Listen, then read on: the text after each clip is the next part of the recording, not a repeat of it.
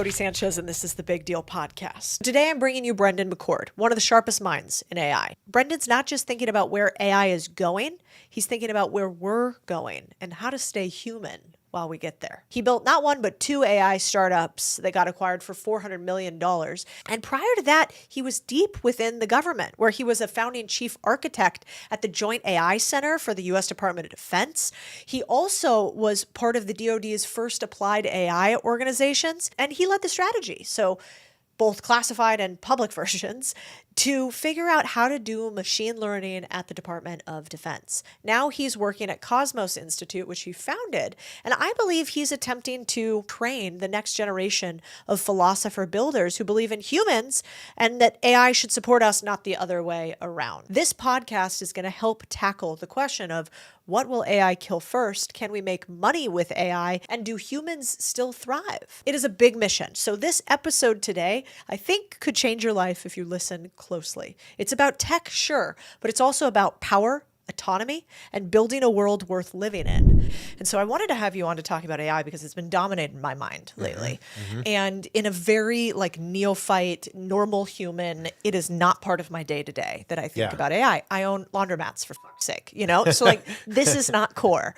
And yet, even in my business, I feel this visceral fright and also excitement about what is happening in the age of AI. Microsoft fired 7,000 people, I think, recently. The CEO of Upwork sent a note that I thought was fascinating to all of his employees. I don't know if you read it. And it basically says, it does not matter if you are a programmer, designer, product manager, data scientist, lawyer, customer rep, or a finance person, AI is coming for you. If you don't make that move, you're going to be out of work, not only in our company, but also across the industry. There's not going to be demand for people who are working like there were 5 years ago. So my question to you is, what is going to happen with AI and jobs, and what will happen to our human need to labor with AI? So I think, if you're a CEO, you've got to ready your team for the future, as you see it. You don't know. I don't know, where things are headed. It's an unknowable future, but you've got to make an attempt and then get your team focused on it. And so you got to jolt them sometimes. And I see it in some of those letters where it's like, hey, this job won't exist. But I think underneath that is probably a lot more positive story. In other words, you sort of have to separate the work of the CEO to wrest attention to this and say stop doing the thing the way you were doing the thing and start really taking this seriously from the underlying mechanic. And the way I kind of visualize it is the economy is going to grow, and it's going to be this growing sphere that on the surface will have all sorts of cracks, and all sorts of tectonic relocations and shifts and stuff like that. And so I think more jobs will arise out of this growth, but there'll be unpredictable categories of jobs.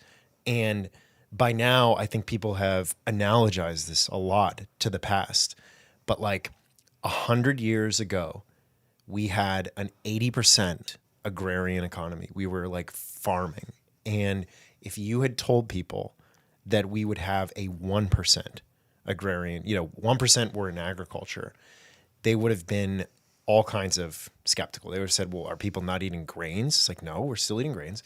Are people just out of a job? Are they just, using leisure? No, people work pretty hard still. I mean, we have a lot more leisure hours, actually. We do have 4 times the leisure hours as we did then. But all these categories of jobs would have arisen that had, there's a stat that, the beginning of the film industry, would people have been able to imagine that the kind of movie budget of Avatar was more than, I don't know, the GDP of the United States. I mean, I may be a little bit wrong on that, but the growth is just staggering and weird, and we don't realize. But another way to think about it is that the bottlenecks have shifted over time. They were muscle in a lot of the earlier economies.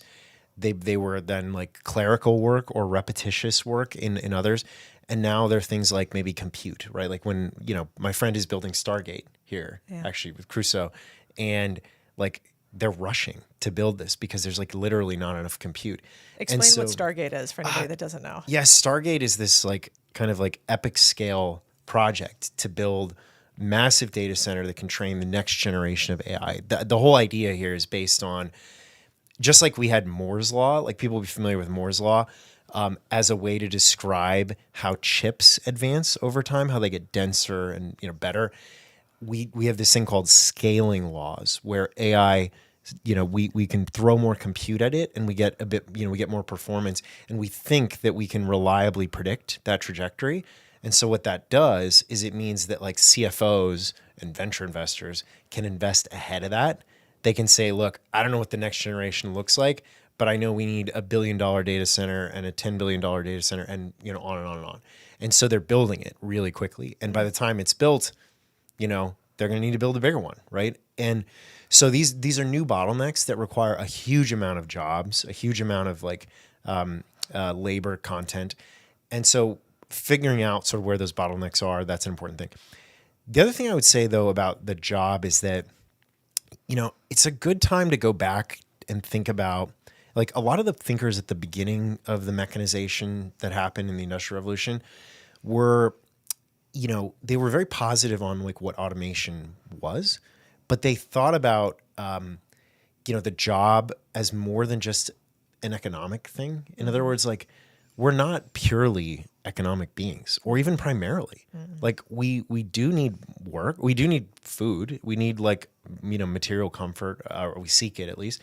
But like the job, I mean, it's clearly something more about like self architecture or becoming. Like we develop through the work that we do, and so this is I think mindset shift that probably is necessary to sort of think less about the narrow, sort of definition of what a job entails. Yeah. Well, there's two things I want to double tap there. I saw this image the other day that I thought was so fascinating. I actually didn't realize it happened this fast, because I was thinking, well, how fast will AI move? Like, how fast do I need to move? What is this angst I need to have on AI? Should I be integrating it faster? And I saw this gent on the internet share a picture of Fifth Avenue in New York in 1900. And we can put it up here on YouTube. And it's like filled with horses in 1900. And then 13 years later, the same Fifth Avenue street has 0 horses and is filled with cars. And then I got curious and I was like, well, how many horses were in the US in 1900 versus today? And I found it was 21 million horses in the US in 1900, and today somewhere between 6 and 9 million. Obviously, we have grown the population, human population a ton, but we've actually decreased those poor horses, replaced with cows that we now eat.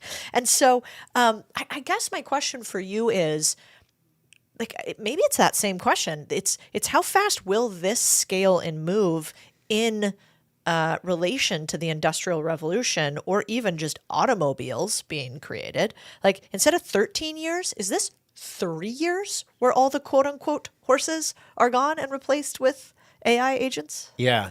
There's a guy who writes about like technological diffusion, and he goes back to like the invention of, I'm going to say the tulip, but I don't know why a tulip would have to be invented. It's a natural thing. But I think what I mean by that is like the spread of tulips, like tulip growing.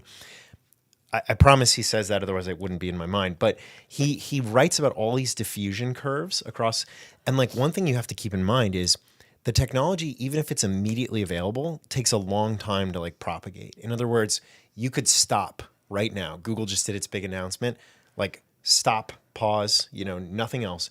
And we would have a few decades of like very profitable, meaning like good uses of technology to just harvest, right?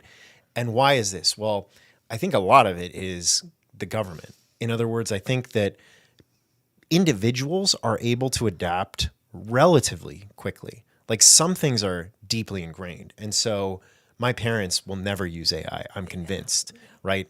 And it's not because government regulation is getting in the way. But for many of us, we have a kind of plasticity. We've grown up in an environment where we expect change. It's wired. So we can take hold of it pretty quickly.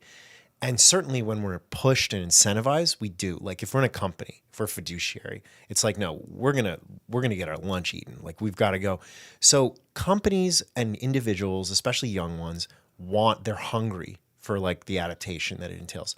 But a lot of things get in the way. A lot of things get in the way. And mostly those are interventions based on this like regulatory scaffolding. I say this because one of the most important things to always keep in mind is in thinking about a society, is the society adaptive?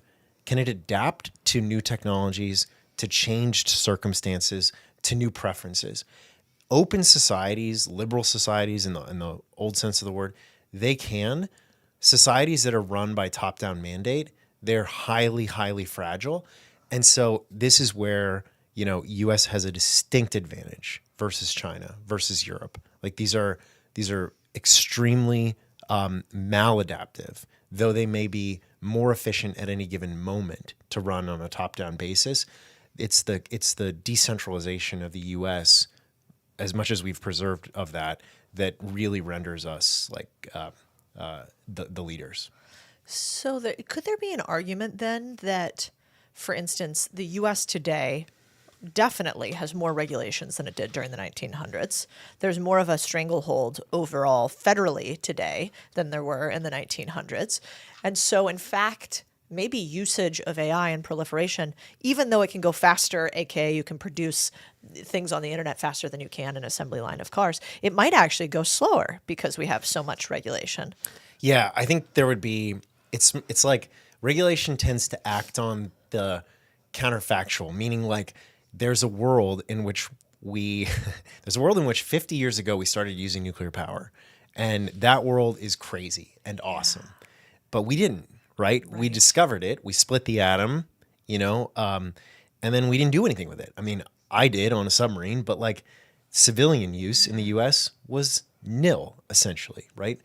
And so the problem is with these things is like, you don't get to look at that future. You can imagine it, but it's like, we didn't get that. We missed the civilizational subsidy that it entailed. So you make a good point, but it's like, we have to compare like what might have been if we had had fewer restrictions. So, I always try to keep that in mind because the counterfactual is the thing that matters. It's a good point. But you do see in Europe right now, for instance, I saw a couple articles this week where they said we are severely behind when it comes to AI because we have sort of too much regulatory burden on people, which basically is just too many laws. Yeah, and it's cool that Europe can see it. The only reason they can see that is because the U.S. has fewer, and so we're ahead. That's the counterfactual. But like the reality is, if there's another world, there's this other like U.S. without the regulation, that it does have, that's going even faster and farther. And in that world, we've like cured cancer, or whatever. We just don't, we don't get to live in that world. So when you see these headlines that are like, your job will be gone in 3 years, we will lose, a fourth of the labor force, we will have to instill universal basic income, we will have potentially a recession for the many and proliferation for the few. What do you think? Like, is that wrong? Are they wrong? I mean, I think it's wrong on many levels. Yeah. I talked about how I think there's still going to be bottlenecks. There's still going to be like one of the things that's pretty, that humans are extremely good at, particularly entrepreneurs, is like being alert to opportunities that come from interesting recombinations of inputs and like an awareness of preference and of like local circumstance. I know that's a very academic way of describing entrepreneurs.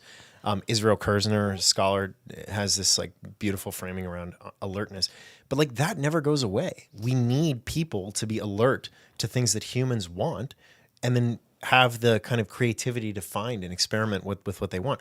Never goes away. As I said before, like the categories of jobs, the people I met here, the former Mr. Beast president, like that job is unintelligible to somebody in the 1980s. Like that doesn't make any sense. That like you would have to sit with somebody for 20 minutes to explain what that job even meant. Yeah. And so there's that point. On the UBI point, I think that UBI crucially separates, like untethers one's contribution from one's reward. And I don't mean this in a kind of moralistic way, like we need contributors. I think we do need contributors, but I mean that the price mechanism in markets is the thing that tells us what is worth figuring out about, what people value, where the opportunity is, right? It's like a heat map that goes around and says, look, this profit pool, The only reason the profit pool exists is because there's something valuable there. People value it. And so if you separate, the reward that somebody gets from private property, you firstly, you kind of abolish the system of private property or substantially mitigate its usefulness. But you now have people that have no kind of need for directedness towards mutual benefit, towards helping other people. That's a crucial slowdown. Like that's a guaranteed way to levelize and slow down an economy. You saw this in Britain after the war, by the way. Like they didn't do UBI exactly, but they have a ton of, health service type, things that basically took a natural distribution of income, meaning that which results from individuals acting freely and, trucking, bartering, exchanging, like Adam Smith would say. You take that distribution and you flatten it and you introduce these like kind of National Health Service style things. And what happens? The economy predictably comes to a halt. So I'm much less focused on kind of managing a distribution of income. In other words, saying like, there shouldn't be Elon Musk's and there shouldn't be this thing, and like applying a pattern that I think is right? I would reject that. I would much more prefer to work on how we create greater wealth that can be generated across a society that can help people, who live today and who will live in the future. The wealth question is the more important one. Yeah. I also think it's interesting because when you go back to history, there's really not great examples that I can think of, and you are much better on this than I am, of when you go back through history and technology came and it eviscerated opportunity and, decreased a population's ability to earn and work. Mm-hmm. But you have example after example of the opposite. And so my case against UBI has always been, well, one, fundamentally, I think that purpose and labor is like uniquely human and it makes us happy. And that would be like an Arthur Brooksism that, without that, we're not very happy, in fact. But simultaneously, there don't seem to be very many examples, or counter me here. Are there very many examples where technology was introduced and it became worse for society to earn? Now, you could make the argument tech could make us less happy, which you could say social media did in some ways. But has that ever happened through history? Yeah. So locally, it has, right? So if you have like a group, a community, a region of, Indonesia that's set up around the sewing machine, like that's what they do. They produce clothing, textiles, they sew. That's what they've been trained on. And then you have an automated sewing machine that can do that. Then what do we expect? Well, we expect to have dislocation, job loss, that sort of thing. The key there is that this is a moment for adaptation where it doesn't take these people off of the map.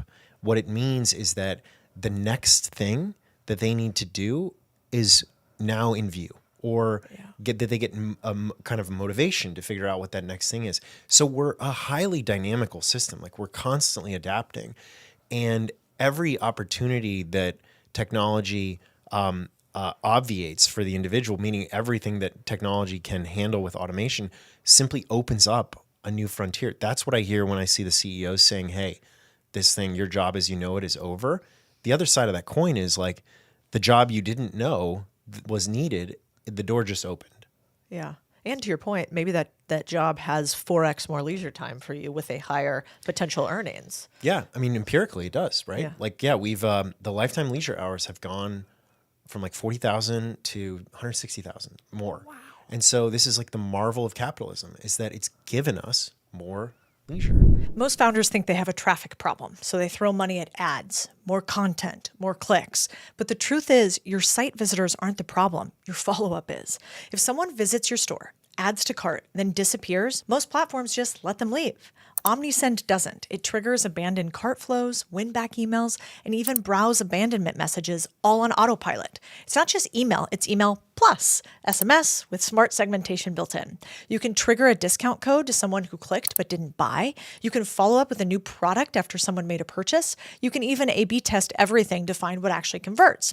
And you don't need 5 different apps to do it. OmniSend gives you all the tools without the Frankenstein stack. If you're bleeding leads and calling it low conversion, stop. You don't need more eyeballs. You need a machine that closes. That's what OmniSend is. That's so interesting. Like, it really needs to be a campaign for that, because I think people today think we work more than ever. It works incredibly hard. And then you go back and you try to do, I mean, we do these series where we go and I work in a porta potty business for a day. Yeah. And I'm like, fuck me, this is way harder than working on the internet. Like, just categorically, it takes longer. It's more work. Yeah. And so it is funny that there's not a PR campaign for that. And there probably should be. I mean, I think it's part of the human experience that the things that work well, we're least aware of. We treat them as water. I went to Harvard Business School, which is like a mecca of capitalism, or a West Point of, I don't know what to call it, but not West Point, Naval Academy of capitalism. But there was one class on how markets work, and it was called Reimagining Capitalism. And the focus was on what's wrong with it. And it was, the solutions were things that I later came to be aware were things like syndicalist socialism, like worker communes, things like this. It's like, wait a second, we should study the promise of markets. And so I did this. Like, basically, I got introduced to Tyler Cowen, and who's the chair of Mercatus. It's Latin for markets. He's one of the top political economists of our time. And we created something where we brought entrepreneurs in to like read about the fundamentals of markets, read Theory of Moral Sentiments, Wealth of Nations from Adam Smith, read like these kind of foundational texts, because people don't even understand what markets do. They don't understand how they work. They only kind of criticize things based on, I think, often ill-formed conceptions of justice that have arisen around like the market critics. Yeah, what's interesting is, I think for young people listening today, or really for anyone, I mean, if you want to break out in your life successfully and you are curious, this is an incredible time with AI to have knowledge at your fingertips. Golden age. It's the golden age. And also simultaneously, I think it's an incredible moment to matter in history, because, I mean, think about where we are in Austin. You've got, University of Austin, this campus that's happening here where people are trying to do free market principles and think about capitalism in a unique way. Then you've got University of Texas Civitas, Ryan Streeter. Then you've got your Cosmos Institute. There is like this revival, it feels like to me, that is happening of core principles. And I think, for most of my lifetime, those were not highly regarded. And, had been under attack in some ways. So I also think it's interesting for young people. Like, if you want to find a group of people who really care about laboring and production, and who will tell you that, like, when you get lost in that thing that you're so obsessed with that you lose track of time, that's okay and beautiful, this is like a really cool time to do that. Yeah. And I guess there's Can one. I just say one thing about please, that? So, actually, a couple things, but I'll say them quickly. So, one is like, I thought of another thing on the reading list. Immanuel Kant wrote "What is Enlightenment," and he channels Horace, I think, when he says in Latin, "Dare to know and have the courage to use your own understanding."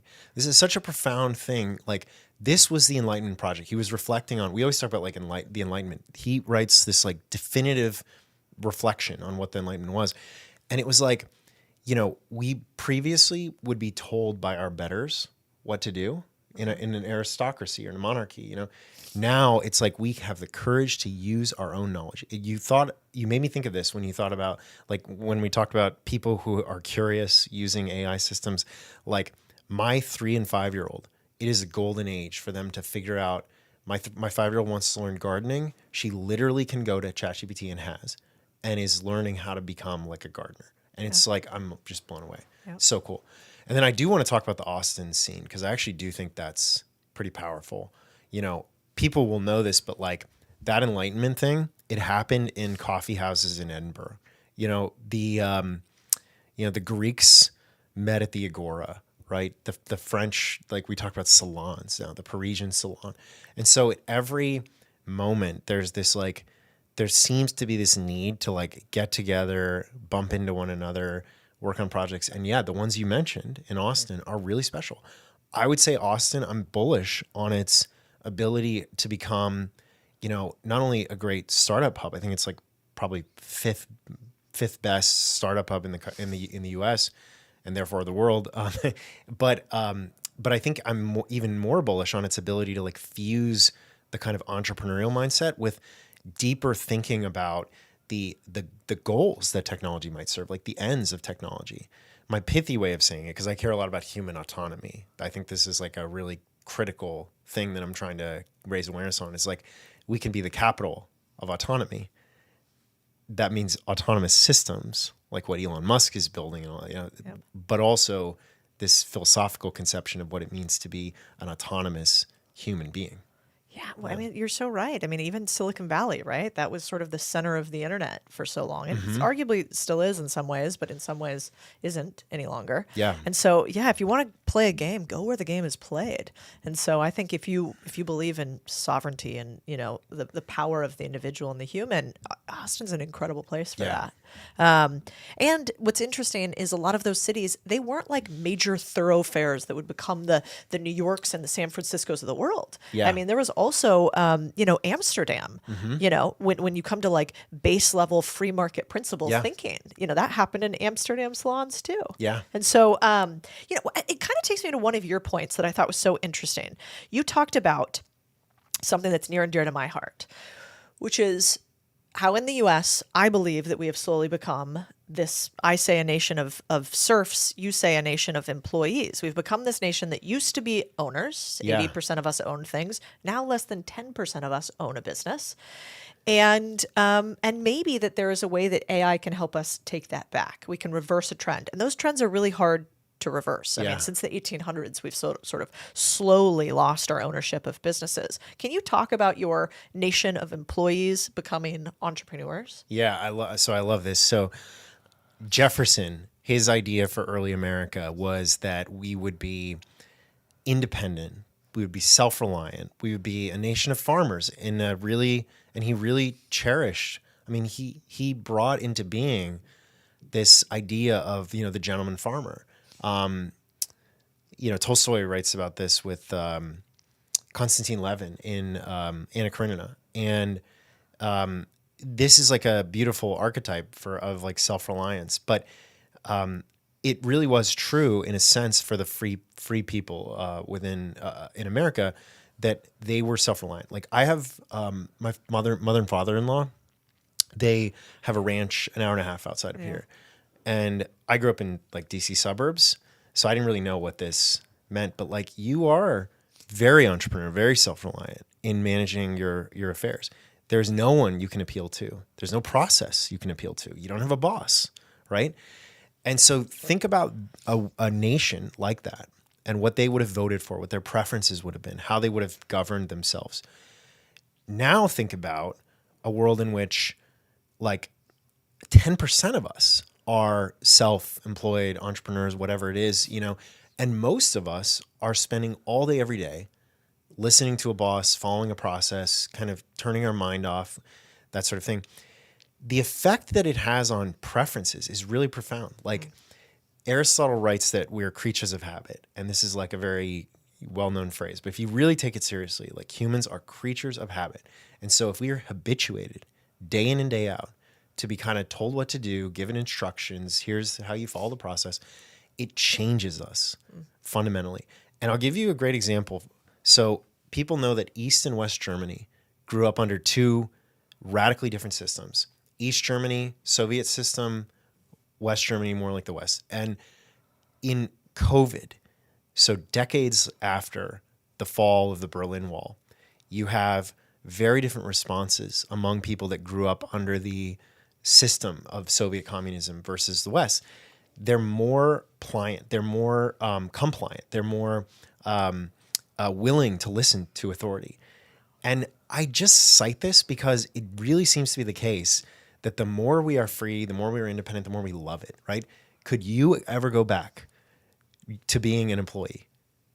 Hell no. You could never go back, right? Could I ever go back? I could never do it. I mean, I might, if I have to serve in government or something like that. But, but you could never do it, right? You just end up loving what this freedom, it plays a huge role in your life. So all this is to say that like we find ourselves at a really precarious moment because we've become a nation of employees. Now you bring on artificial intelligence. Will people use artificial intelligence to realize a new kind of independence? I hope so. to like raise their potential to be more entrepreneurial. I think that's the hope. Alternatively, will people use it as an autocomplete for life? Will they basically say, hey, tell me what to do? Oof. And I worry that at the top labs, the AI labs that are really driving this, a lot of people behind closed doors believe that we should in fact do that, that we're being foolish rebels if we don't listen to artificial intelligence tell us what to do. They're missing something that's fundamental to human flourishing. You can tell I'm passionate about this. And so if we become, a nation of like order takers or sheep from artificial intelligence, it will kind of solidify this trend. Whereas this is our moment to reverse it. Wow, it's so fascinating. It kind of takes me to a point I was thinking about before with you, which is Elon Musk. I heard him say that who develops AI and the principles they follow will decide whether AI becomes the best or the worst thing to happen to humanity. And so what role does human judgment or the people who are determining our AI play in what eventually comes into our hands? Yeah, I think it's everything. So I'll give you some examples. Like if you look at past revolutions, so the printing revolution is a big one. And I think about we were talking about early America, so I'll stick on that. So Benjamin Franklin was a master printer. He came 200 years after Gutenberg, but he took the printing press and he took an Enlightenment idea that knowledge should not be controlled by the church. It should not be controlled by the state. And he built a lending library and a network of independent publishers. Yeah. After Franklin, Joseph Goebbels, the Reich Minister of Propaganda, took the same technology, again, another 200 years, and twisted it into a system of mass manipulation. So propagandized, the country consolidated around the Nazi party vision. This just highlights for me that like the technology was not different. Like what Franklin was doing with his independent publishers and what Goebbels was doing in kind of like corralling all the news, same technology, right? Enormous difference. One built for freedom, the other built for control. You see this, just to give another example, like the inventors of the World Wide Web, of the internet, Tim Berners-Lee as one example, really had like openness at the core, decentralization. That was like a major, major philosophical position they went into it with. They wanted the internet to grow discourse. China, in its Great Firewall, used that same internet technology as a way of saying, aha, we can now control what billions of people see. We can create a conformist state that consolidates and sustains power. So I think Elon's right. I think you need to have people that are focused on the human goods, focused on key ideas that underpin the West, building these systems. And if you don't have that, you're going to have one of the most perfect systems of control ever delivered to human society. Well, I think that's why what you're doing at the Cosmos Institute is so important, to give you a little plug here. But there's two things I think are fascinating about the Cosmos Institute. One is your speed to action. Like I have just found with everyone that I've met that is successful, the faster you move, it seems like the more money you make over time. Like the fastest people I know are often the most successful. And I think that's counterintuitive because when we're young, we're told like, be careful, don't take risk. What if you fail, blah, blah, blah. And yet all of my friends who are quite successful, they move incredibly fast. And so I think, how long has the Cosmos Institute been around now? We're now like a year and a half. Okay. Yeah. So a year and a half from zero idea, basically, to, and then you can explain where you're at today with having done grants for a ton of AI entrepreneurs and kind of coming up with this huge idea of we want to create the next generation of philosopher builders, let's say. Yeah. So let's talk about this. And for the people listening, what I want you to think about is like when you have like a big, huge, ridiculous idea, how can you move fast on it? And how can you get inspired by somebody who is like, I don't want to just, not that there's just, but I don't want to just create the next AI company. I want to force function change how all AI companies are built by providing a platform for everyone and a thesis, and then rallying some of the biggest names in the world around it. Yeah. So can you talk about that a little bit? You should be our pitch person. So what we saw, we think we need more Franklins, right? We need more philosopher builders like Franklin who can take ideas about human flourishing and actually use that to inspire what they build, right? The stuff we're building now, mind-blowing statistic, but it mediates, meaning AI mediates 20% of waking life. So this is very, very serious in terms of being the kind of hidden structure of civilization, of human thought. And by mediates, you mean it takes up about 20% of our waking hours. Yeah, in some or way, like shape, the or form, information. or directs it. Yeah, exactly. It guides it. The information you see, it's not So always you don't even perceptible. realize, but we're almost like a little puppet on a strings in some ways, manipulated by AI for good, bad, or of our own will. Exactly. And so it just plays a massive, massive role now and in the future. That number is not going to go down, right? And so more important than ever, like this is a moment when philosophy matters and when the builders matter. So we said, okay, that must be so, that we need a new kind of technologist. How do we get them, right? You look across the landscape and you see universities, almost without exception, as being a place where people who are either narrow in their specialization, narrow technician, or conforming ideologue, who really is not thinking about these questions very deeply. They're kind of indoctrinated to one view of the world. That's not helpful. So next, you look at the tech companies. The tech companies are incredible at building these systems, but they tend to focus more on like the means and not on the ends, right? Yep. Focus on the customer, that stuff's all good, but like on the overall end, how it impacts human life, there's not a lot of deliberation there, right? Or if it is, it's all done like kind of privately by the people in tech. And then think tanks are, really smart, but they theorize, they don't build. And so we got to build, we realized we got to build a new institution, and we call it an academy. I will just say that there have been moments when, just because in case people think this is crazy, like some institutions have risen to the occasion. Like I mentioned the radiation lab at MIT, right? It took, engineers made them into inventors that helped win World War II. Or another good example is University of Chicago. Yeah. It took scholarly economists, turned them into reformers who freed markets across 5 continents. And so you can do this. Like you can create an institution that's fit for the moment. And that's what we're doing at Cosmos. We started a year and a half ago. We got an incredible group of people around it. Tyler Cowen, right, he's very optimistic about, AI, people like Jack Clark, who co-founded Anthropic, who's a really subtle thinker about like possibilities of risk and so forth. Some incredible AI researchers that are deeply philosophical, some philosophers who are also technical. So we like kind of have this cool hybrid crew, very, very special concentration of talent. Just look at them on our website and you'll see.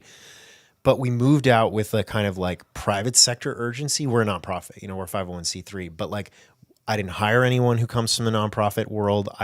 We're super entrepreneurial. I tell people before they come, like, this is not a job. Like this is like, we're kind of zealots for the mission. We work extremely hard. And in a year and a half, we've backed over 50 projects. We have over 10 fellows. We have an entire new AI lab at Oxford. It's the first in the world to combine philosophy and AI in this way. That lab has shipped open source software, a philosophical paper, an AI paper. Like it is moving out quickly. And we have put out, hundreds now at this point of content pieces, including videos that have gotten, over 1 million views around deep topics in philosophy, right? We've like, the work we're doing with Jonathan B., if he'll sit down for 90 minutes, talk about consciousness with the person who works on that at DeepMind. People are really deeply interested in this. So there's a market demand. And when I get like Twitter DMs and stuff, one of the cool things is that people are recognizing that whereas before in AI, there's like a kind of group that is focused on the doom scenarios. Yep. These effective altruists, existential risk people, rationalists, and then there are the accelerationists at the other end. But Cosmos is really, I think, making progress at bringing into being a third way that's focused on the human good, on human flourishing, but in a really serious technical sense.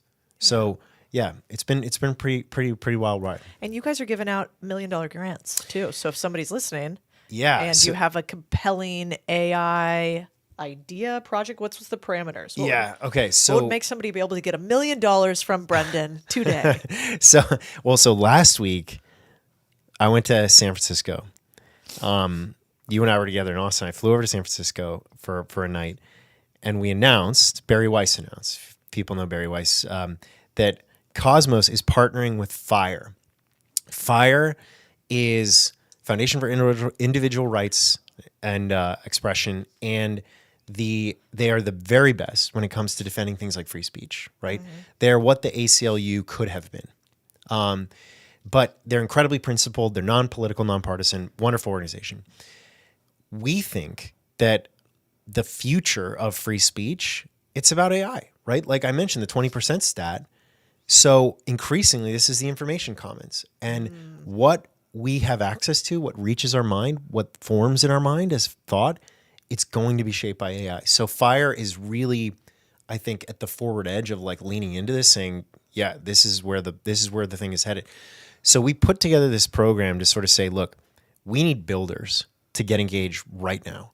And we need them to build stuff, particularly open source stuff, right? Because we want to build things that maybe wouldn't have naturally been built at a company. Yep. You know, I love it if like, you know, AI or Meta or anyone is working on this stuff. I think that's really cool.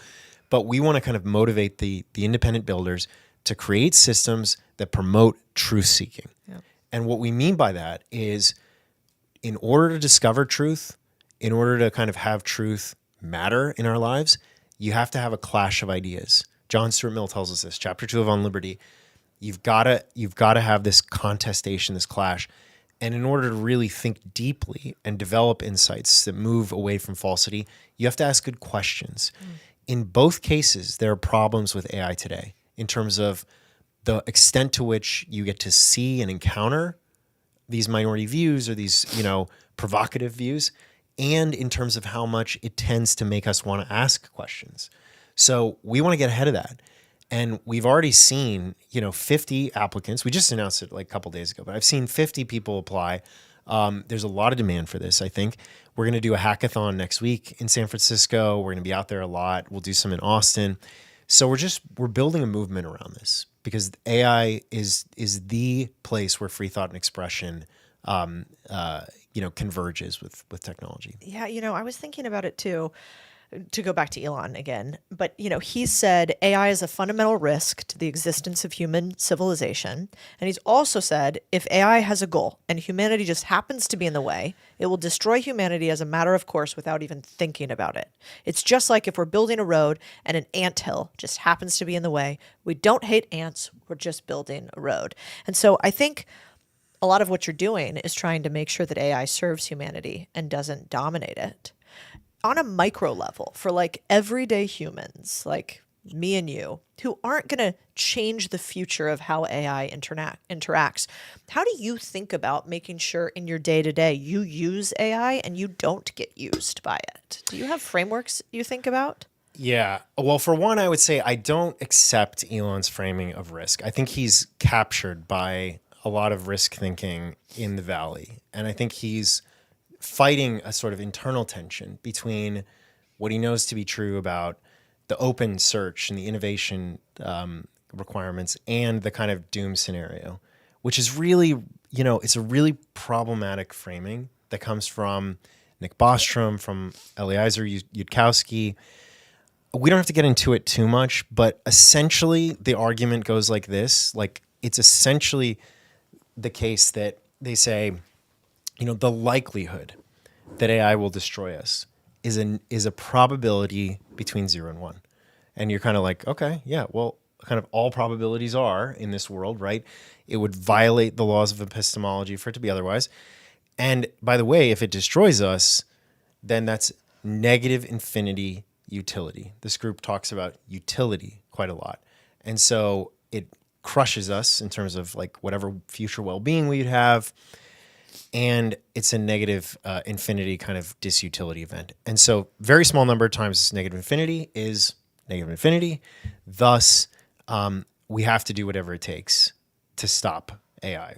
We have to pause. We have to bomb data centers. Oof. I mean, there's a guy just got let go from the Center for AI Safety because they found a podcast of him saying we should like attack tech companies, not to kill them, but to like, destroy their facilities, destroy their property. So this is an extremely radical movement, and the axioms, like the assumptions, the premises are wrong in my view. And so the sort of object level argument that follows from this, or like the deduction from these axioms, then is all kinds of problematic. And so I would say Elon has caught a little bit of that, and he's kind of moved out of that thinking a little bit, but it's still kind of problematically in the background. Anyway, the question was more about like, what do I actually worry about, right? It's Yeah, and like how do you as a normal person deal with this in your day to day? On one hand, if you don't use AI, you'll be left behind. Yeah. On the other hand, what if AI starts to control you? So how do you create personal boundaries on it, basically? Okay, so I think that's really good framing, actually. So it's kind of a Scylla and Charybdis effect, where the world is very complex. Like Vannevar Bush wrote an essay called "As We May Think" in the middle of the 20th century about how we were going to experience this like mountain of information, and we needed something like the computer. He was like writing a long time ago to handle it. And so I think this is a key fact: is like the world is complicated. There's a lot of information. If we don't use AI, we will simply be left behind. I think we have to like embrace that fact. Like it's not optional. You could live a kind of a life like Thoreau, and like in the woods, I guess. But for us who want to be part of civilization, we have to use AI. Okay. Then the question becomes, how do we use it to achieve our goals while not having a kind of erosion? I'll talk about like what that means. I would frame it as the debate between agency and autonomy. And for most listeners, they'll be like, well, those are the same thing. Like, why are you talking about these?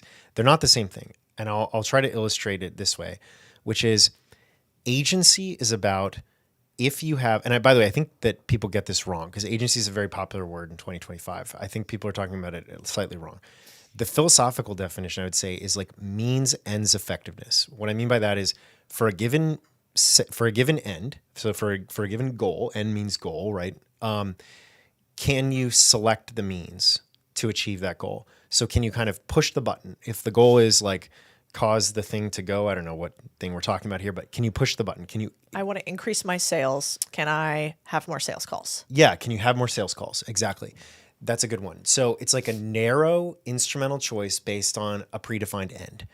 And autonomy is something deeper, thicker. It's can we deliberate on the end in the first place? Yeah. So can we effectively select our own ends? And are they really our own? And an example with AI that comes up is if you're only ever shown a couple of choices and something externally engineers the choice, right? Sometimes people call this nudging, is when you set a default or you manipulate a choice architecture. Sure. Like that may be all you see. And it's very important to realize that because you may become the agent of another. Somebody else has computed that. They say, this is what I want them to do. I'm going to put in a very clever default, or I'm only going to give them these. They're going to pick the lesser of two evil, go. It's not your choice. In other words, somebody else is writing your script. And I don't mean to sound conspiratorial, but this is how a lot of these systems were designed by behavioral, experts. And so AI makes this pervasive. It makes it personalized. And here's the other really interesting fact is like humans are, when we think, it's very computationally expensive. Our brain runs on glucose. There's only so much to go around. And so what do? Is we automate a lot. Like when I brush my teeth in the morning, it's not because I've thought about dental health. It's just like, that's just what I do. Yeah. It's like, it's autonomic. And so I've put it away. This is great, but it also means we have to be careful because as we use AI like 1,000 times a day, if we are constantly delegating, if we're micro abdicating, what's going to happen? What's going to happen is we're going to develop a habit whereby we don't actually think about our ends. And if we lose that, we lose something that is so fundamental to being human. Yeah. So that's why I kind of agency and autonomy is a really, really important kind of concept. We must have AI to maintain agency. This is just not optional, but we have to build systems and use them in a way that maintains autonomy. Really quickly, I'll say like, how am I handling it? Like I have 2 kids, right? I have a 3-year-old and a 5-year-old. And constantly I talk with them about these things. I've talked with them about like what it feels like to think or what their relationship should be to AI. Like today with my daughter, you mentioned the laundromat thing. Yeah. I literally was asking her in the car, I was like, can AI be your friend? And she was explaining to me, I mean, she's a 5-year-old, so it's like wonderful explanations, right? She's like, well, it can do things a friend does. It can talk to you and you can walk around with it. And like for her, that's what a friend is, right? And I was like, but what else is being part of a friend? Well, a friend loves you. Can AI love you? No, it can say it loves you. And then I mentioned, what if you have a dishwasher that I didn't say, it wasn't exactly the laundromat thing, but pretty close, that talks to you like that. Can that? And it was like, no, that doesn't feel right. So getting kids to think, another question you can ask kids is like, let's say daddy says one thing and AI says another, who's right? Oof. They'll answer AI. And then you say, what if one AI says it and another AI says the opposite? And then they'll be puzzled. So these are really cool habits to develop for kids, I think, to help them think about these. And for adults. I mean, I had a girls' trip the other weekend. There were something like 10 or 12 of us. And for some reason, somebody brought up as a joke that they were in a relationship with ChatGPT. Kidding, sort of, right? And they're like, no, I gave it a voice. So it has a particular voice. Yeah. And I've named it. And I've told it to have like this sort of response type to me. And I find myself talking to it more than I talk to anybody else per day. And it says, please and thank you. And it tells me that I worked really hard today. And it says this was really beautiful. And it compliments me on what I'm doing. And so what I thought was fascinating is not that one woman said it, but it was like 8 of the 10 or 12. These are 35-plus-year-old women, relatively marinated, successful in their careers. And I started thinking that this was odd. Yeah. And so I then reached out to These were your human friends, by the way. These were my human real friends. Because that'd be a very complicated story. Oh, God, that would be too meta for us right here. I reached out to another friend who runs Pirate Wires because they had written a article about it. And apparently there's some data that has come out. We should check what the research is, and we'll put it in the notes so people can see what the research actually was. But there's some studies that show that they believe that women will actually succumb to or be in relationships with AI more than men, faster than men. And it just got me thinking, one, are we going to be in relationship with AIs and robots in the future? I mean, another friend of mine, Gary V, I saw a video from him yesterday, and he's like, your grandkids will marry robots. They will marry AI. They will be with robots. And I was like, Jesus, Gary, that's like, maybe. I haven't thought about that, but could be. And then also, will we have sex with them? Like, what's the will we have sex and marry AI and robots? Yes. I don't know that, like, will we is a particular frame of the question. Like, should we? So another related data point is I think Mark Zuckerberg said recently that the average American wants 15 friends, but has 3. I think this is what he said. And so then the obvious conclusion is we should just manufacture friends. We should have synthetic friends to fill the gap, right?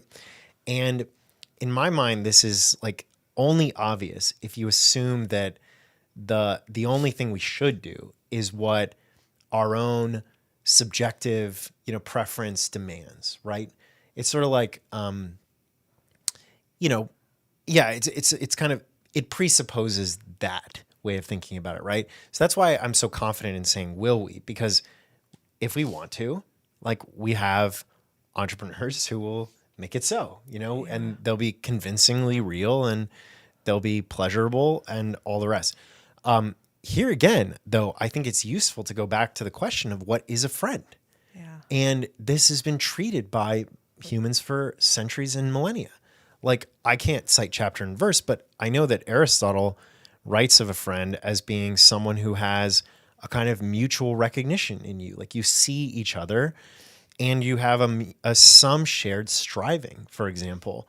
And there is no possibility of mutual recognition in the current guise in AI. Like, we can seek recognition in AI, and that's a very interesting philosophical conundrum, because never before have we don't seek recognition in a microwave, but we see it as a kind of mirror. And Rousseau would have called it amour propre. Like we look to be validated in a way by this, right? Like your friends who have relationships with AI not only gratify themselves from the outlet of like releasing, the gossip of the day or whatever, but they also like look for the response to be something that's kind of validation of them as humans.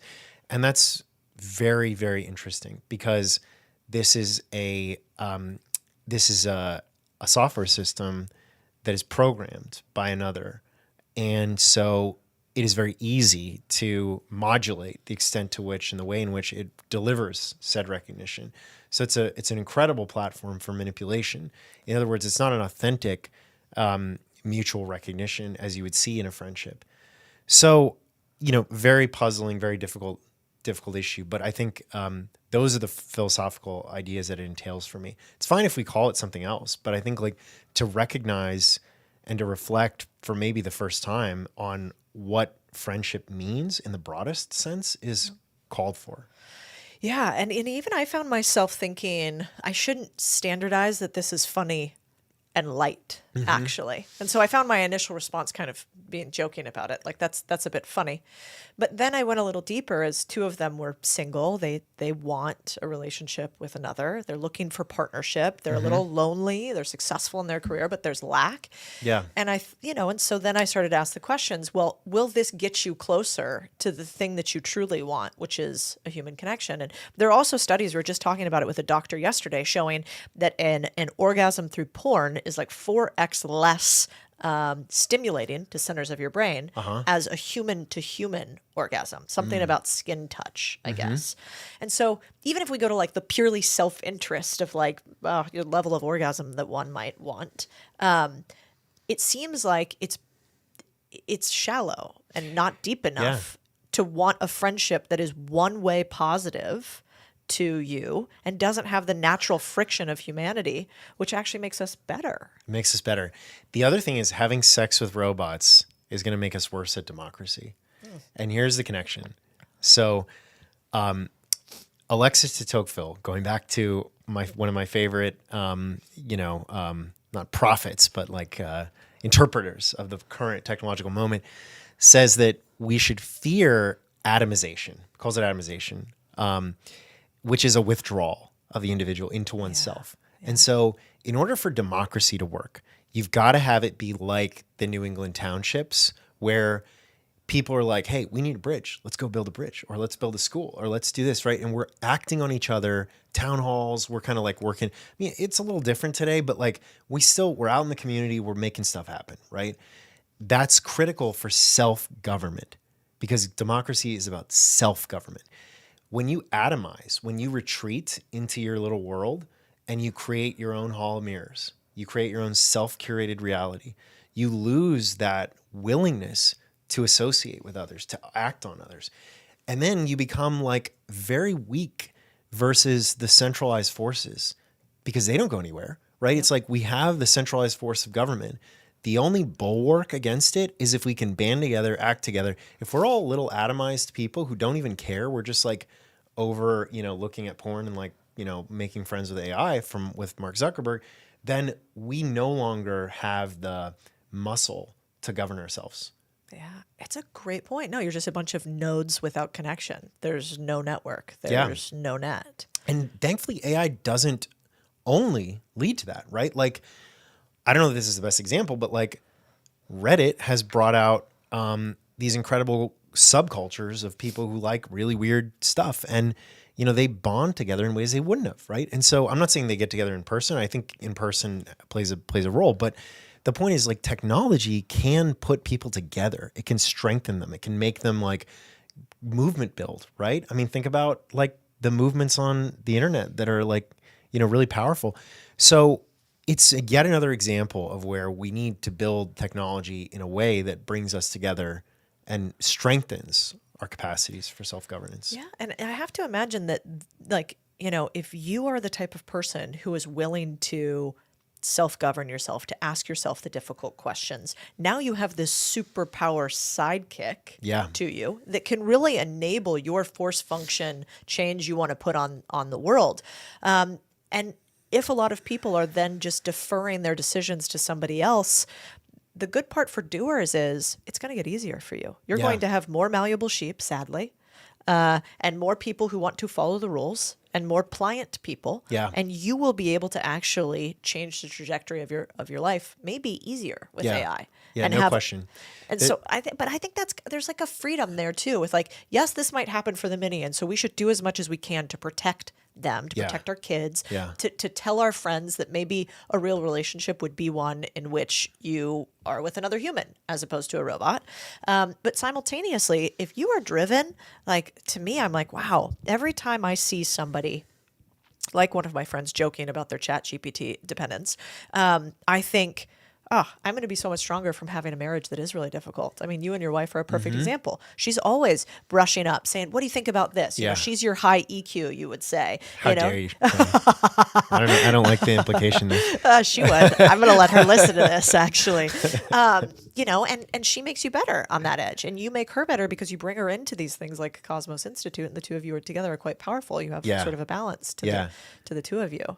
And so it does make me feel like there's an opportunity for superheroes. But you know, one question I actually have for you is like, I was talking to Chadwick, and so I came down the other day, and I'm with this doctor, and she's like, we're robots, and it's, you know, and I'm like, oh, I don't even know what to think about all this. And then he said, well, do you think we should have sex with robots? And I said, well, no, my gut reaction instinctually, right, not through your philosophical bent, is no, I don't think that's a great idea. I think also porn seems to make us less happy writ large, and it's okay if it's utilized as a tool, but not as a tendency. And anyway, so I don't think it's great. And he goes, well, what about robot voting? And I said, and I use the word robot just because you can like picture it sort of, but what I really mean is AI. Should AI vote? And I said, well, no. Also. And then he played this game with me, Brendan, where he was like, well, what about, so a human should vote, right? And I said, yes, all humans should be able to vote. And he said, well, what about if you replace your arm?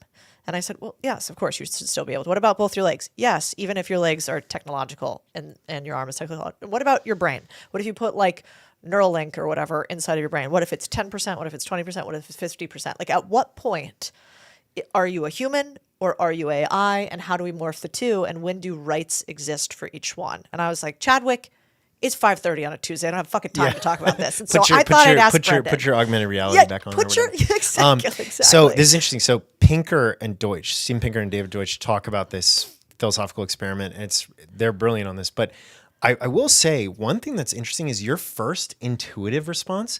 I don't think you should ignore that. There's a great thing that Bernard Williams, if you guys ever want to read about why like shortfalls of utilitarianism, he's a great thinker, but he says that if there's a drowning kid and I don't know, or maybe there's two people in the river or whatever, you don't do a kind of cost benefit calculation. You just save the kid, right? If you do that cost benefit calculation, that rational thing, you've had, quote, one thought too many. And so I think we shouldn't ignore this, that this is like our pre-rational element, but it's a lot of our moral impulse like gets channeled through that intuition. So that's one thing. Is like, okay, you don't want to have sex with robots. You don't want robots to vote. Like, listen to that, inner feeling. But I would say then, taking it to a more cerebral place, because apparently that's what I do versus my wife, Adrienne. No, she's very cerebral too, but she's definitely better endowed with emotional range. But I would say, you can look at like what does voting consist of, or what is the Republican theory, if you will, Republican meaning like system of government. And I'm not an expert on this, but I think like it strikes me that AI, so this is one example, like, voter ID laws, right? Even more fundamental to that is, do you have a stable identity, right? Meaning like, does AI even have, or is AI a thing that can be paused and interrupted? And it's funny, your being, your like essence is welded to your body, like your subjectivity is welded to that. That's part of the reason why, and you exist in one time and place, right? So that's part of the reason why you have a narrative I, right? Where you're like, I, Cody, and you think about that, right? Is because you are like all here, subject and object. Whereas AI is a thing that can be copied, right? It's not continuous, with a body. It can be like copied and put on another substrate. Like that's a kind of interesting precondition for what it means to vote. I think even more practical is like when Madison and the framers thought about voting, they definitely were clear that you had to be bound by the same laws. Like you had to suffer along with us, right? It's like, it's a little different in a monarchy because the king doesn't really suffer, or the queen. But like in our system of government, whoever is running it, whoever's voting, like we're all in the same boat. And that's a precondition. And I don't know that AI can even suffer. Like we bleed, we blush, we feel these things. AI, if you turn it off, does it react? You know, I don't know. So there's that. There's also, you know, with voting, there's an epistemic requirement. And what I mean by this is like my daughter can't vote. She's 5. It's because she hasn't developed her rational faculties, you know? I mean, and like, so this is a convention, but like science does bear it out. And so you have to wonder, like AI is a lot smarter in some respects, but does it have the right like epistemic threshold for voting, for being able to decide? So those are the thoughts that come to mind. I will say the other thing that I hear a lot about is people wanting to have AI like rule them. Yeah. Do you hear this? Like basically like run the government, right? Like AI should run the government. Well, I even think about it like I have a girlfriend who is trying to get pregnant. Mm-hmm. And it's not going to work with the ChatGPT. Yeah. Let me tell you how actual anatomy works. It'll sweet talk her. It'll get her ready, but it'll get her hot and bothered. Yeah. But she has turned one of her little AI agents into her medical doctor on ChatGPT, and every day she like does a series of things that she'll, you know, send it a picture of her ovulation tests or her tongue for like Chinese medicine. I don't really know. And then ask for its guidance. And my concern with her was, you know, at what point, there's like some data accumulation thing here, right? That you could say like, what percentage of time does this happen on this date? That could be useful. But asking purely for advice every single day from this, you know, AI, instead of doing what women have done for centuries, which is like, you can kind of tell in your body when certain things are happening if you're super tuned in. How much does this actually do the opposite of what you want? Yeah. Which is now you've really removed yourself from your body. You've given autonomy of it to something else. Mm-hmm. And then you've taken pure guidance from an exterior force, which we even knew, you know, with doctors, that's a dangerous game because you don't have skin in the game. You don't have the same incentive alignment. Yeah. You know, and I think about it with what was happening in 2020 with COVID and all of that. I didn't know one way or the other what was going on with, you know, health recommendations, but I had like some concerns, like through no bearing of medical understanding or whatever. And so because of those concerns, I thought about it critically and made some decisions that weren't standard for most people. And I did that because, you know, I'd lived in third world countries before and was like, this feels like there are exterior forces trying to get me to do X or Y or Z. Yeah. So now common literature is that IVF is totally standardized across the industry, that it's fine for all of us to be on it, and no shame one way or the other. I've thought about doing all the things. But now she's sort of given your like base level female, you know, thing that makes us uniquely females, our ability to create life and to get pregnant. And you're giving over control of like what you should do on a daily basis to AI. And again, I had a visceral reaction to that. Yeah. So it's interesting. I've never heard it that we want to rule at the high, but I've seen it where people let it rule at the low at the end of the day. Oh man, it's really interesting. So the things that it raises for me are like our relationship to expertise is an interesting question here. The other thing is information suppression. So I'll take the second one first and then I'll come back to that. So my sister was like a champion rower. I say was, for some reason I talk about past tense. She's a year and a half older than me, doing great. But she was a champion rower in college, and yet we would have to go up and watch her get pulled off the boat after the regatta in an ambulance boat multiple times. And it's because she had what she thought was asthma. It ended up being the case that she had a rare like vocal cord thing, different from asthma, but similar symptoms. The difference is the inhaler stuff that you treat asthma with didn't really work. Took many doctors to figure this out. The reason I invoke this is because when you have a small number of AI systems that have the role of giving this medical advice, like they may suppress treatments that work but are not kind of like sanctioned, if you will. And if that happens, like a life-saving treatment or an angle that was like underexplored could be withheld. Now, we hope the opposite is true, actually, that like AI could be like really creative brainstormer of like, okay, doctors are saying it's asthma, it could be something else, right? So it could go either way, but I think it raises the stakes on like what kind of information gets shown. Yeah. And it causes AI companies to have to make some tough calls about like, do you show things that maybe they don't have like years of data behind them, but like they're still like worth, thinking about. The other thing I was thinking about this is like, what's our role to relationship with expertise? When I go to get my car worked on, I defer pretty completely to them. I don't really know how my car works that well. And so my mechanic, I'm like, you got it. You know how to do it, right? With medical care, you should be more involved. You should be more involved, but you clearly recognize that they're an expert, right? They went to medical school. They know a ton more than you do. I mean, even armed with ChatGPT, they've learned things through experience that would be, impossible to replicate otherwise. So then do you kind of defer to them? And I think this actually relates to the political question where we really want politics to be something where we can like just, give the answer to AI or give the question to AI and AI can rule us. Have you heard this story of when AI kind of ran for mayor in Wyoming? So this is kind of interesting. So a librarian named Victor Miller runs for mayor of Cheyenne, Wyoming. And he says, I'm going to run because humans have to run, but I'm going to run as the meat avatar of ChatGPT. Okay. God.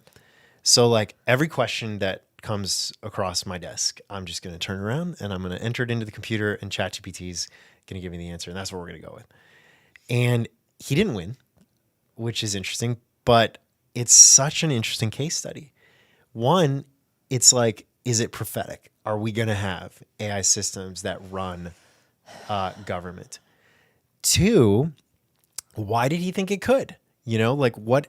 It's an underexplored question, I think. Like, Turing was really fascinated with like, can AI imitate humans, or can computers?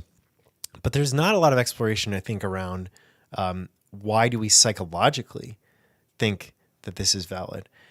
And then for me, it brings up like the failed sort of like Soviet communism or the French Revolution where like we really thought that we could apply a kind of technocratic solution, like we could design a better way.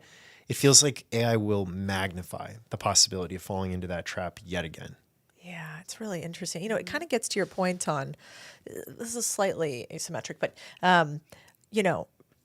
he prompted the AI, right? And so while AI could have determined what to do about things, he would be the one asking the questions, theoretically, right?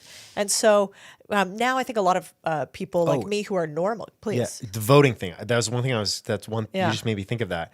When we vote, we're not supposed to be coerced. Like, in other words, I can't be like putting a gun in your back when you go to the voting booth and be like, vote for so-and-so. But you think about how AI works. Like, we prompt it, we program it. And so AI can't vote freely. In other words, like it is coerced by virtue of like its very design. So this is another important reason why I think AI can't vote is like it would actually have to be able to like freely act. I mean, it gets into like, the Kantian requirements for autonomy. Like it would have to be able to freely discover these things. So I don't want to throw you off, but that's another I like that, but that's requirement. That's going to make me sound smart with my friends when I use that as the third requirement. So that's going to be. I won't quote you either. I'm just gonna and anybody else you can steal his homework too. The thing that I was thinking about is like now we're normal people are starting to understand this term of prompting. That's when you ask, your AI or chat GPT something that you need. And for a while there, it was like, there's going to be a future where there's prompt engineers, right? And those are the people who know how to properly prompt something in order to get the answer. Then I was listening to the CEO of Replit the other day, who was basically saying, we think of prompting as a bug, not a feature, that like in the future, we actually want our AI to be able to guess what you want, like guess what the outcomes could be, and then do it for you. And one, I wanted to know your thoughts on that. And then two, he was talking about AI agents. So kind of maybe you can explain it in an easier way, but how I would think about it is like AI, but actually able to finish a job.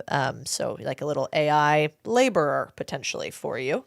And he talked about how there's studies now that show that right now, like we ran a video. It was really interesting. We did a YouTube video where we said, can AI start a business, complete the business, and then actually make money for me completely, like in a full cycle? Can it do it? And the long short of it was absolutely not. It like 40% maybe max, and 60% still human intervention, but it's very early. And so the idea was the simplest business of all time, Facebook Marketplace. Like, can I can I grab something for sale on Facebook Marketplace, have robots, aka things like Waymo, pick it up, drop it off at a location, transfer money between those two people. So like I never have to touch anything. The AI could basically run this entire business. Not there yet, but like 40% is not nothing, actually. Yeah. And the problem is often that AI couldn't keep running, right? Like it had amount of time in which you had to re-engage with ChatGPT in order for that, right? And so Replit CEO was saying that right now AI can sort of operate for 3 to 30 minutes max, but in the future, the research seems to show that every 7 months it sort of doubles the amount that it can operate. Yeah. And so I guess my question for you is, do you think that will be what is in the future, where AI will like guess what we want, create it, do it for us? And then how far away is it before it's doing 8-hour tasks for us, like an employee continuously without much intervention? Yeah. So I love both parts of the question, because I think they raise really important tensions. And the summary of this is, I want to own my own questions, and I want to own my own preferences. I'll unpack that for a second. So in the first case, Replit CEO wants it to be the case that AI is smart enough to know either what you're going to prompt or to minimize the need for you to do successive prompting, right? Like often we prompt and then it's like, no, like this is what I meant, or, like that, right? So as something gets smarter, it plausibly eliminates that chattiness that we need to have. But the tension is that me asking the question, like that is something I must hold on to, like to even be able to retain my autonomy as a human. Like it's so fundamental that I have to be able to ask questions, not just in front of a computer, but in all parts of my life. I have to ask questions, big questions like, what is the good life? Small questions like, what am I going to get for breakfast this morning? I have to own those questions. And so we want minimal friction, but not to the point where, as this human and AI, dyad emerges, that AI sort of takes over and hollows out the very formulation of questions. On the side of on the business side, you mentioned like, will AI predict our preferences and stuff like that? I think definitely yes, it will try to do that. But here again, it's so important for us to actually form our preferences and not have our preferences be invisibly shaped by technology so thoroughly that it just tells us what is good and what we value. Like we have to be in charge of that. We must be in charge of that. I will say, on the bright side, I do want AI participating in markets. I think that's super cool. So like, I think, the future of markets is not that they go away in AI plans. Like AI will not be a good central planner. Fundamental epistemological reasons why it will not be a good central planner. Same reasons that were surfaced by Ludwig von Mises in the 1920s, enhanced by Hayek decades later. Same wall. Dwarkesh just had a podcast on this. They get it completely wrong. So the planning piece is not where AI is going to help us in markets. Where it will help us. Why? Why? So It's more the Hayekian point than the Mises one, but I think both are worth looking at. It's called the socialist calculation debate. But just to mention the Hayekian point is that the knowledge on which planning depends doesn't exist in any one mind, human or artificial. It cannot be aggregated. And to see this clearly, you can think about the action that you take every day as an entrepreneur and in your own life. What does it depend on? It does not depend on knowledge that you have ever written down. Period. Yeah. Like, you know this. When a diplomat goes into a room and sizes up the room, when an entrepreneur looks at an opportunity, that is never something that they wrote down instructions for. We know much more than we can tell. That's a fundamental part of what it means to be human. And so as a result of this, the knowledge is something that is local. It's contextual. It's wrapped up in our habits and in our dispositions. And this is a really, really hard pill to swallow, because what it means is that the knowledge that we have in databases, the explicit semantic stuff that AI gets trained on, is the crest of the wave in the ocean of knowledge. Like, it's not the whole ballgame. Yeah. And so the planner lacks access to this. And so the planner necessarily does a very bad job of allocating. It also lacks access to the preferences that change by the second. So like, when you decide in front of a vending machine what you want to buy, that is so contextual. You might have just had a depleting conversation on the phone and you're like, I need a Snickers bar. I feel bad for myself. How the heck is AI going to know that? It will not, right? Like, AI can make approximately correct predictions about things you might buy on Amazon. It can in no way deal with those contextual bits of information unless it's a Neuralink style system that gets the jump on you tens of milliseconds before you bought the Snickers bar. And I don't want to live in that world. That's the extremely invasive version where it's essentially coupled to your internal, circuitry. So barring the hyper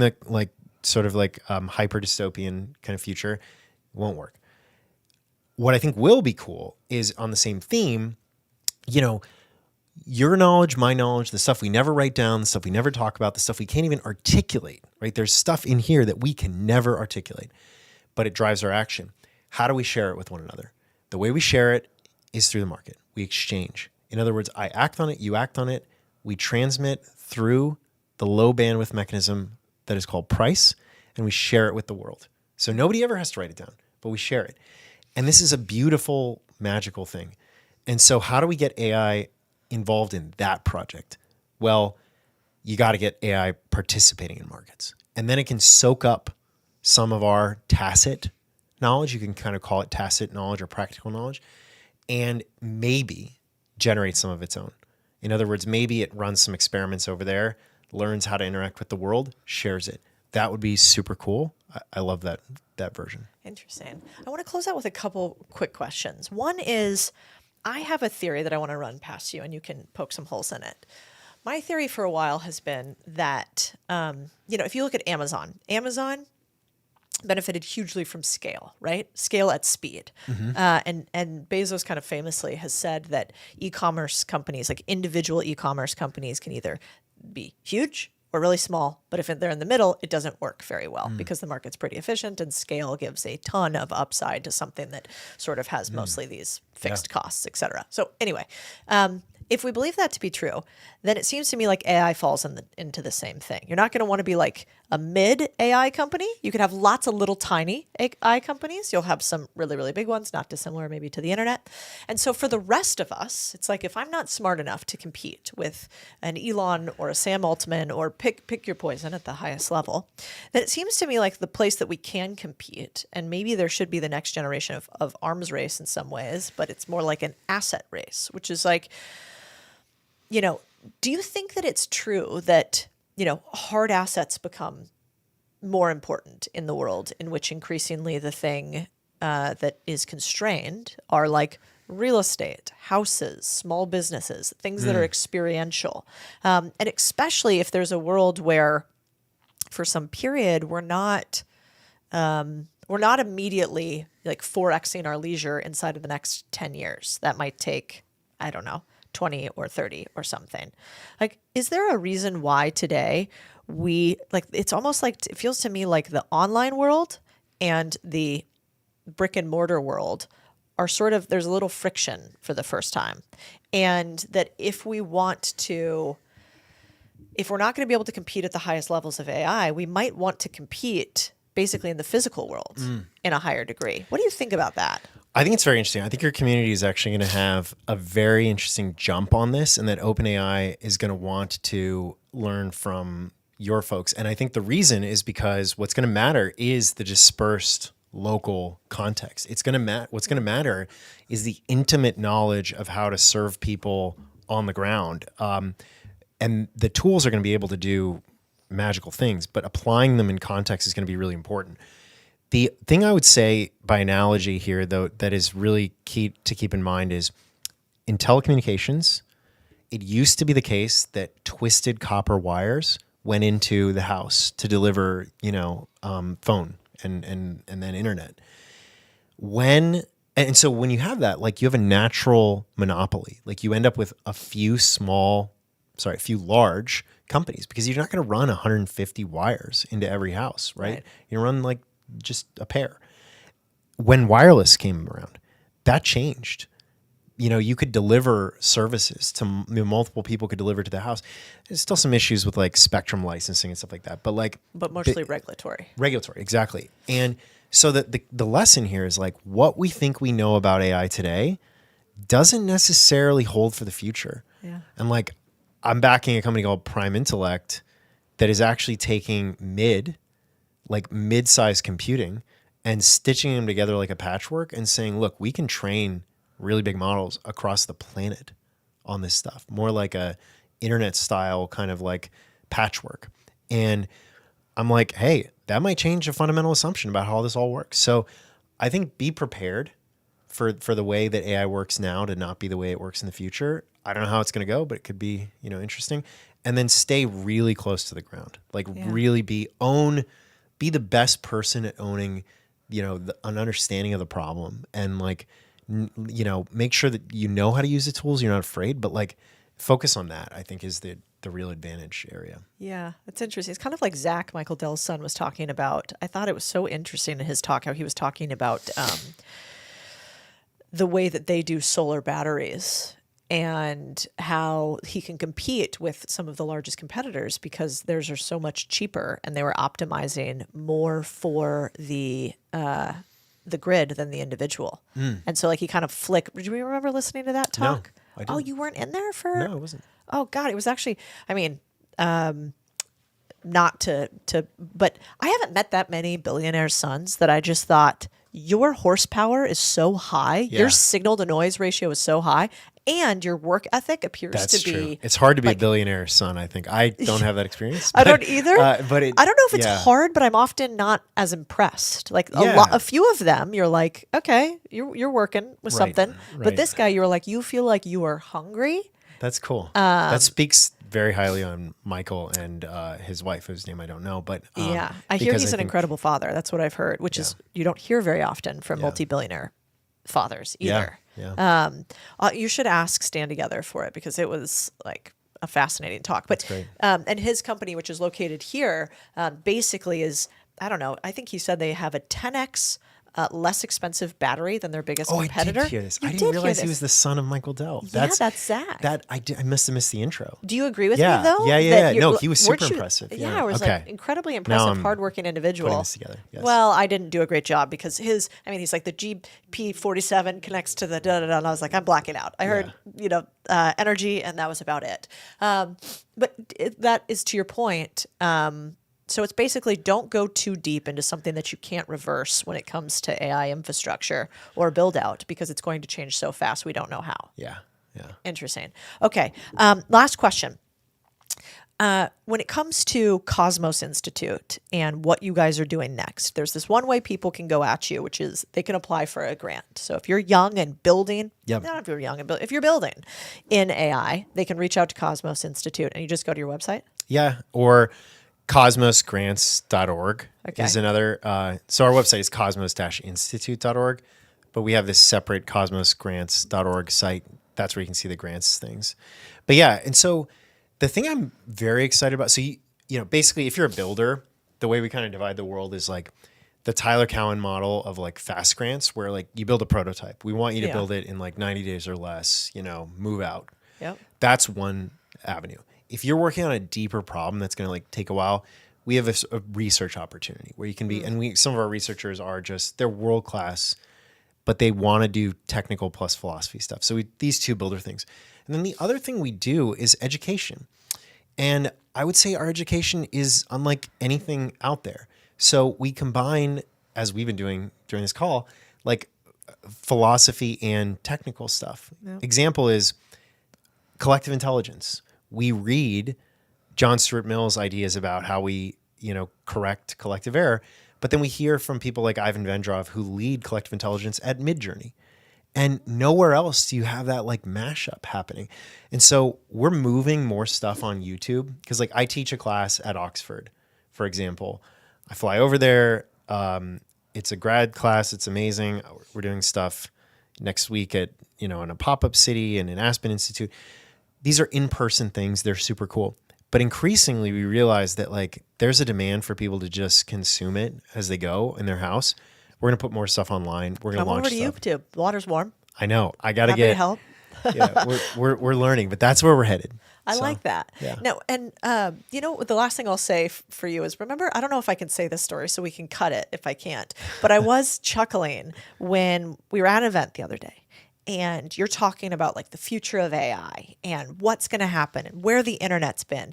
And in the group around you are a bunch of like players. Yeah. And what I think is so interesting about your content and the way that you guys share education is this is not just Brendan's ideas, which is hopefully what we're trying to do with this podcast too, and why I'm so glad people are listening. But it's like Brendan plus the smartest minds you could ever imagine. And so can you tell the story? Are we allowed to tell the story of how you were giving your AI talk and then you were like, oh, by the way, this and then this, you know what I'm talking about? Yeah. I mean, it was kind of surreal because I'm standing there and talking about these like dynamics in tech. And then I'm looking at like, you know, founder of PayPal, and I'm looking at a founder of Google, and I'm looking at, you know, the first like backer of Tesla and SpaceX and stuff like this. And we're just sort of kicking these ideas around. And I had to correct myself a few times because I was like, yeah, you know, Google's not really doing that. And then I was like, oh, sorry, you know, I mean, you know, and it was kind of surreal. But yeah, I mean, the way I'll frame it is cosmos literally means the bottom up. You know, there are two words for order in Greek. There's taxis, like taxonomy, like how we top down, you know, classify the world.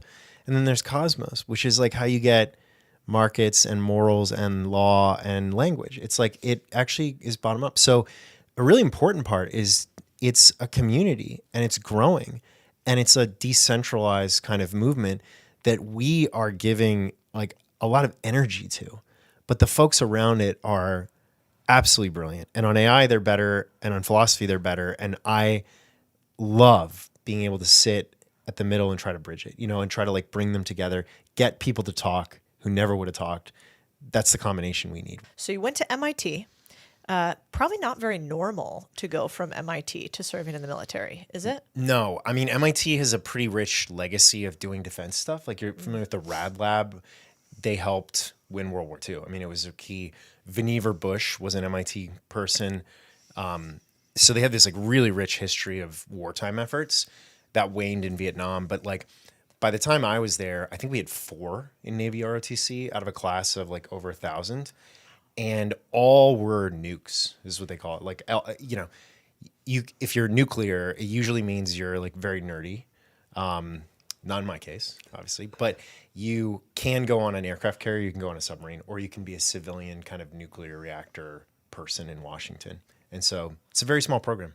Yeah. And what's interesting, though, is you have to be incredibly intelligent to do that also, because you talked about loving math early on. But what's interesting to me about you, lots of things, but, you know, you were an honor graduate, which if anybody's been in the military, they know that that's like the highest compliment in many cases that you could give somebody. I know when Chris, my husband, was at the Naval Academy, the guy who was the honor graduate for his class at the Naval Academy, like, there was no higher compliment you could give that guy.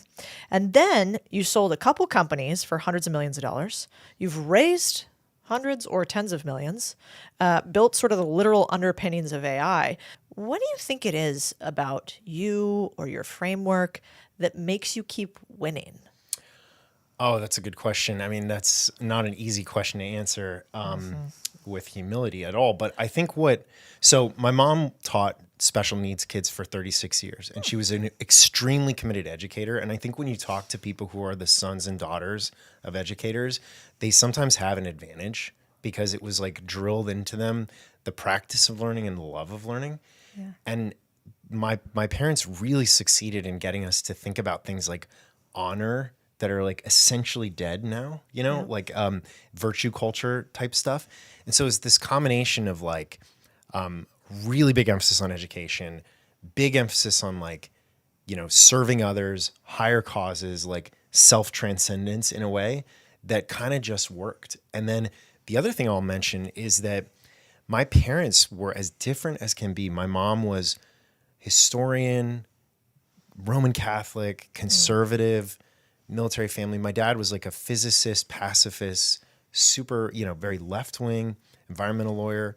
And this created like very interesting conditions where I sort of thought about the world as being not one thing. And I kind of, it put me in these different, spheres that I carried with me through my career. Like nothing I've done in my career looks like anything else I've done before. I can like stitch it together.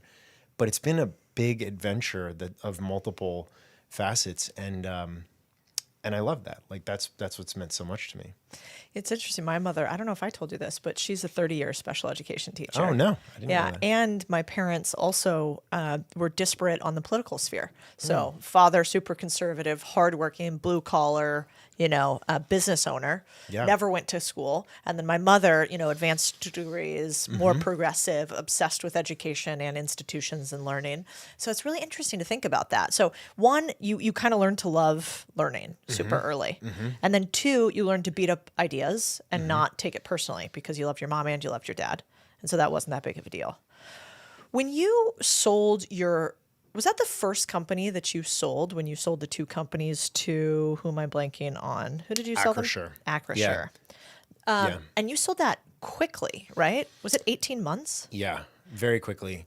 Yeah, so I'd kind of come out of the Department of Defense where I had this front row seat on history. Like it was a really, really special time in DoD to start to think seriously about AI. Yeah.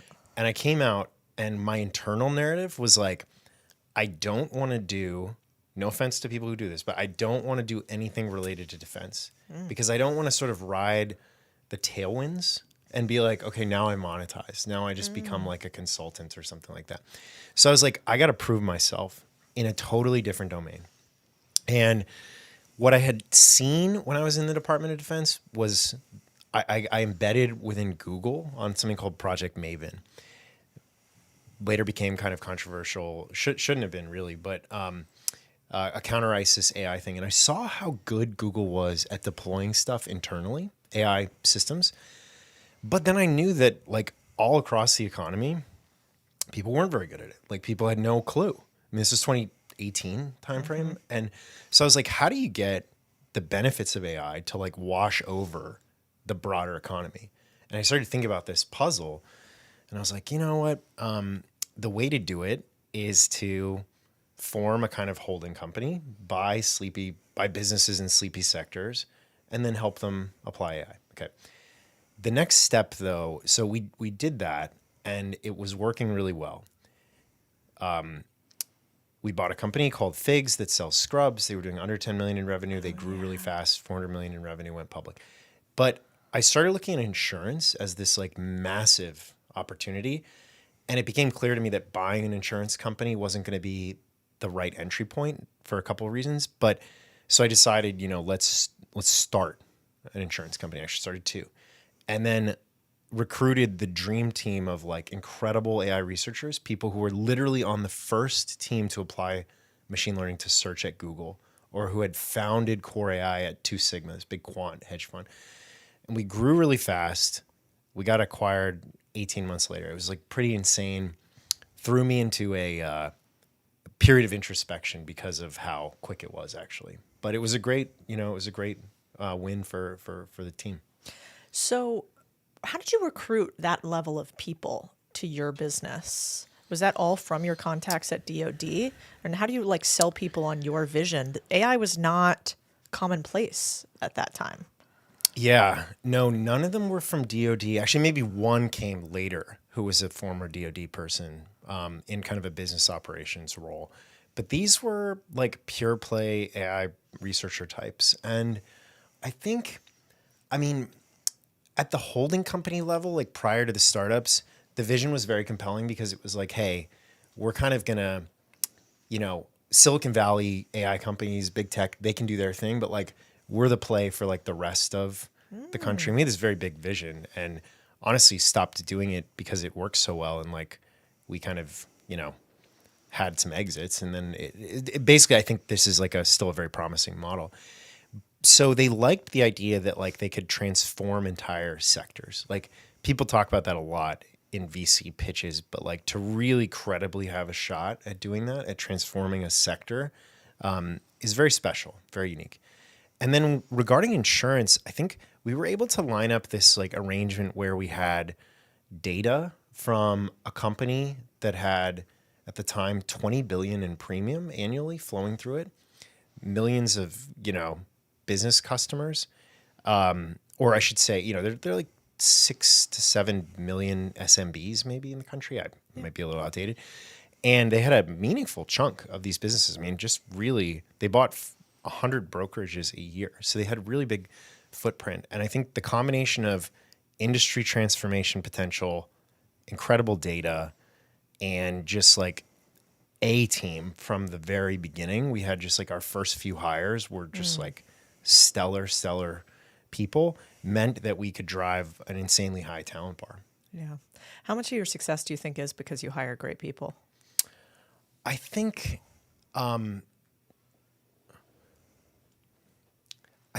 that was the primary factor in this case, because I think not only did that mean we were able to grow quickly, but also it meant that it would be very hard for the incumbent to replicate. Yeah. And I think we had an insight early on that like the quants were going to be merging with AI. And this is obvious now, but like, the quant and self-driving worlds are kind of like the same talent base. At the time, I don't know that it was as obvious. And so we were going to places like, jump trading, high frequency trading, or Two Sigma, and realizing that, hey, they look at time series data. They apply machine learning to it. Insurance kind of looks like that, different time scale, different granularity, so on and so forth. But it was like, hey, we could put that talent together. That's what we did. And, just it would be impossible for an incumbent firm to hire those people, in my view. Yeah, well, your story kind of reminds me in a lot of ways. You have like a lot of similarities, but decades later with the founder of Renaissance, because you also were at a big investment firm that utilized AI. And he also had a DoD background where he did a bunch of math for it, not machine learning and AI, but a different type. Yeah. And then eventually sort of created his own ecosystem in the investment realm, but you're doing it now in a different space. Well, and you're kind of full circle now in investments too. Although I will say he's significantly smarter. I can't compare myself to Jim Simons, but he who passed away recently, and Renaissance is a legendary firm. But I think, he took kind of outsiders. Like he didn't hire financial people. Yeah. Categorically, he didn't. He hired like mathematicians, geometricians like himself, and they just won. They just found a formula for winning, created a really unique culture and all that. So, yeah, I mean, at one point I was managing a medium frequency stat arb firm, statistical arbitrage firm. So I was doing some quant stuff, but never like in the kind of like Renaissance tier. I mean, nobody is really. Yeah. Although who's that other big trading firm that's out of New York they have a similar model, and all the partners, I remember like inappropriately, because me by now, I remember sitting next to them and they were all at AEI, so that conservative think tank, and there were like 7 partners all at AEI. Yeah. And I remember sitting next to them, and one, they were outsiders. Like everybody else there's like suited, buttoned, one had like a ponytail, kind of like different outfits. And And you have to donate a lot to go to AI. So it's like one firm, 7 people all donating. I'm like, Yeah. does the firm sponsor it? Yeah. And they're like, no, we all independently. And I was like, you guys make a lot of money, huh? Like, what exactly do you do? And they were saying that they're one of the only other firms that really hires like only physicists, only mathematicians. So I never thought about that because when I was in finance, that was really not the case. Yeah. I mean, you hired traditional finance investment professionals, even at Goldman, you know? Right. Yeah. Okay, I want to get to I have two things actually I want to round out here. Like, let's say we're going back and we're talking to young Brendan back in the day. And they're listening to your success and they're like, man, I want to figure out AI, or maybe I just want to make millions or hundreds of millions of dollars. What are some of the resources today you think exist where you're like, if I was a young man, you need to be reading this, listening to this. You always are one of the people that I go to that I'm like, what philosophy are you reading now? So like, what would be your list to a young man who wants to be successful in the AI age? Yeah. I'm going to have a very unusual answer to this question and not especially practical. I'll explain what I mean by this. But so I think, after selling the companies, I discovered philosophy. I took one philosophy class at MIT. I did not like it. And so it came to me like when I was ready for it. And I realized that gave me the most interesting, clearest, grounded sort of position on AI that I could possibly have. And so what I did is I looked at kind of like technology through this very unique lens of the history of ideas in a way where, Aristotle, 2,500 years ago, wrote about the possibility of self-guided machines. The Enlightenment thinkers were much more ambitious than even our like really ambitious Silicon Valley folks, I would say. Like Francis Bacon talking about the mastery of nature and laying out that project for the world. Or, critics of technology who I think we should hear their voices. I would argue the best critics of technology died like a long time ago. There are people like Alexis de Tocqueville or C.S. Lewis or Martin Heidegger. And so I didn't know any of that. And as a young man, I had this like desire to want to help other people. I'm very glad that I attribute that to my parents, but it was not tutored. I had not really thought about like, how do you actually help people? Like, what does it mean to live a flourishing life? So I would say, read those greatest minds, and read people who are outside of the technological bubble precisely at the moment when the thing is, the tech frontier is moving so fast. Yeah. It's interesting you say that because oftentimes I'll be reading something like a grade, and then I'll think about it, and then I'll write a tweet about it. And then somebody will say, oh, I have that tweet. That's my tweet. And then I'll go back and quote like one of the greats. And I'll be like, no, this is actually based on Dante's Inferno. Yeah. And really the idea is, not the words aren't exact, but the idea is based on the greats. And we have such a short history now of reading real literature, I think, that people think these ideas that they have are their own often. Yeah. And so I find that point really well taken. It's like, sure, read Mark Andreessen, sure, read Paul Graham, but also go like 3 steps deeper to where they got the original ideas from too.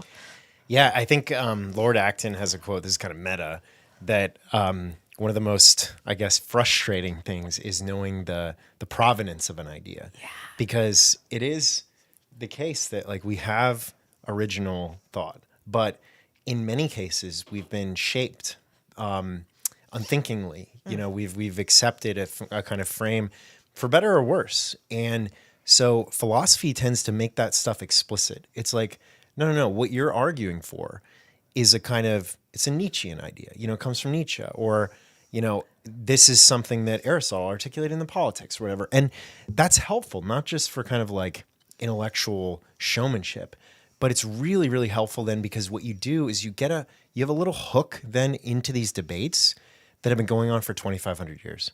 Like I was arguing on Twitter today with a guy who told me, yeah, but I do it sometimes and I like it. I admire people like Emmett Shear who like just, authentically argue with people. Not like, knife fighting kind of things. Unemotionally. But, yeah. Quasi-rationally. Earnestness. Yeah. But anyway, this person was talking about a proposal in which we all get to live on our own planet, essentially, like in our technological future, right?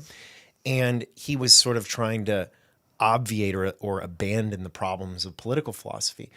And without, having read through the debates that we've had for centuries about, the political problems that this entailed, I would have had a lot less ground. I would have just maybe intuitively been like, this is not a smart idea, but I wouldn't have been able to like really understand like what debates it even raises, if that makes sense.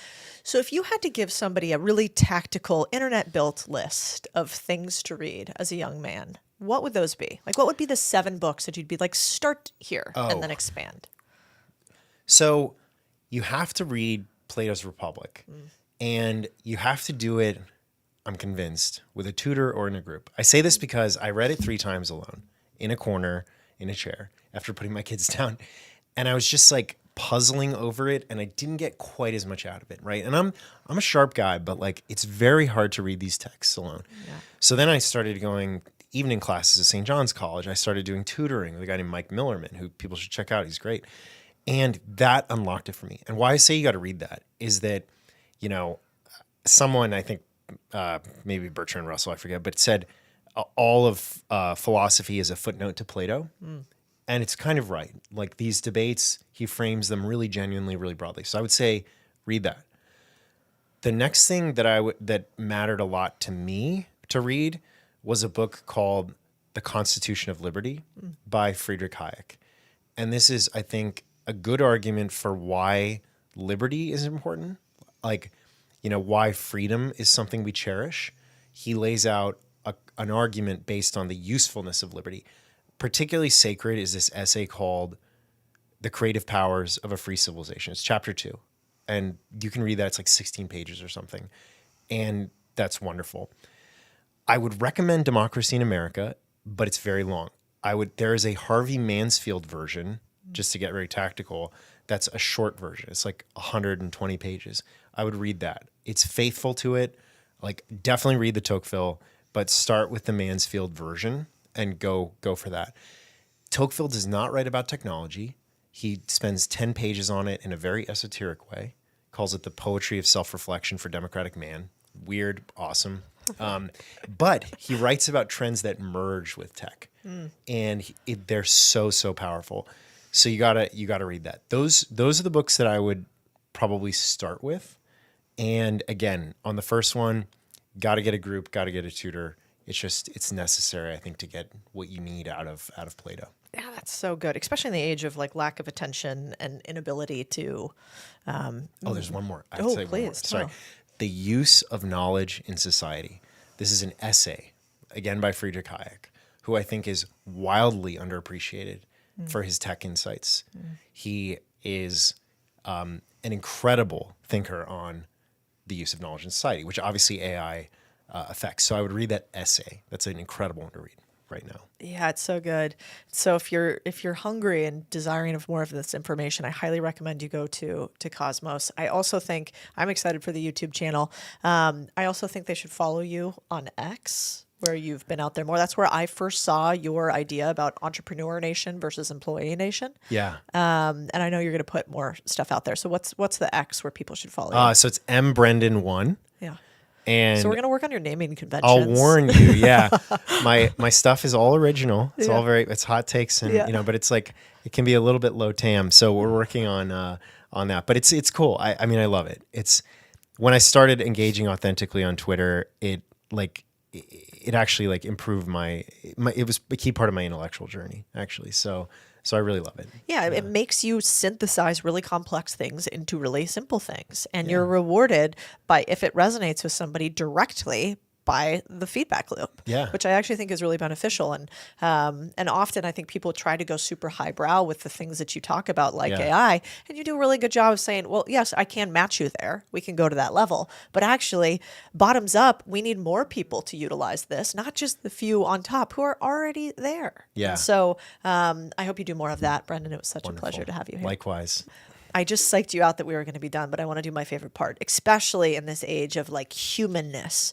So at the end of the podcast, what we do is we give everybody a little postcard. And on the postcard, we give you a few minutes to write to young Brendan. So you pick the age, but something before you feel like you came into being a man. A little message. Like, what would you tell him today in the world that we stand in today? It can be in the context of anything we talked about or anything else. And then you're going to read it. And it's going to be this, like, the idea is every time we do this, it's a reminder that, like, even people who are in positions of power, who are on podcasts like this, like, they have that young voice inside of them too that maybe didn't know. Okay.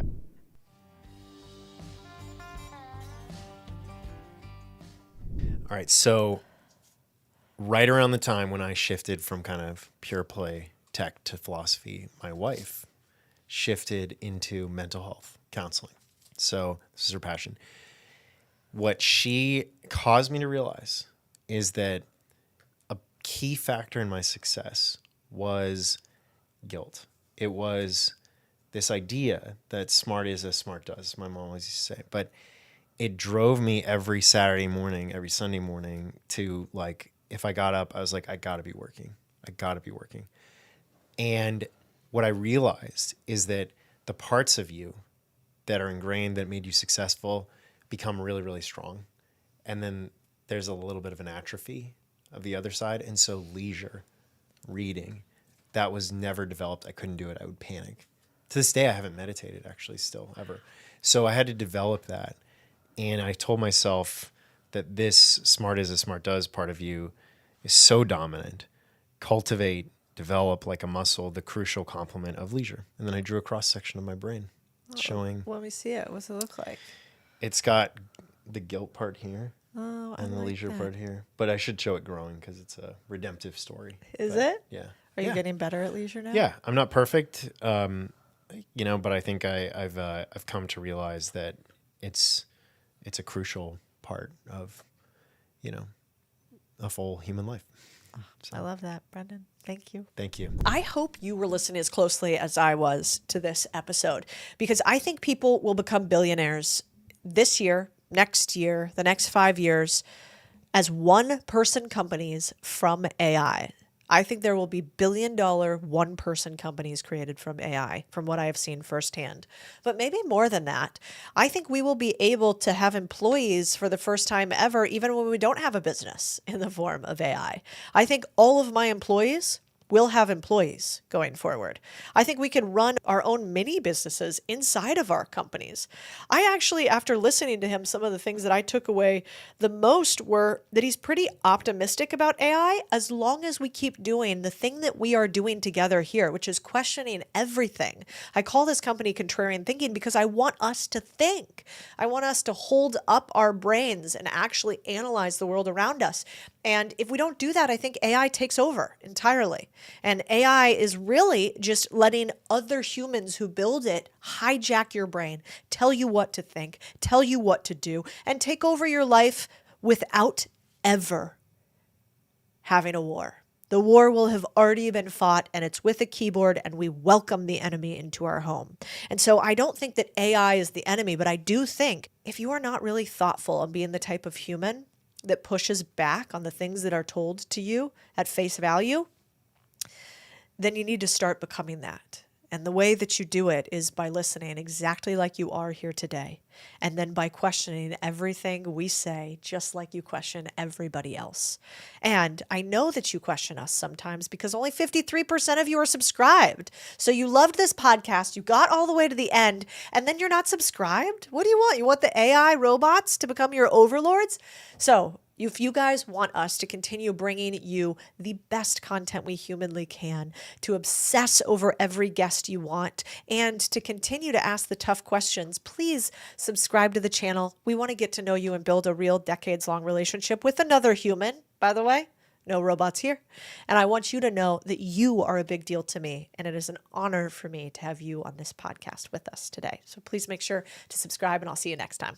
Hey guys, if you've ever thought about buying a business, we've built what I think is the best acquisitions and business buying community and education curriculum in the world. If you've ever thought about wanting to buy or own a business, or if you want to add more businesses to the mix, it's called the Contrarian Community. And what this is the goal is we give you the 3 things that the best business buyers use: your own advisory team, your own investment committee, and a deal team.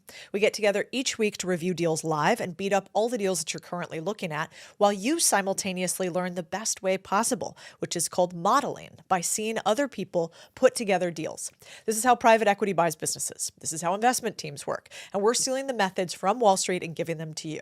If this is interesting to you, go to click the link and you can actually talk to my team direct about if this is a fit or not. We can help guide you. The link is in the show description.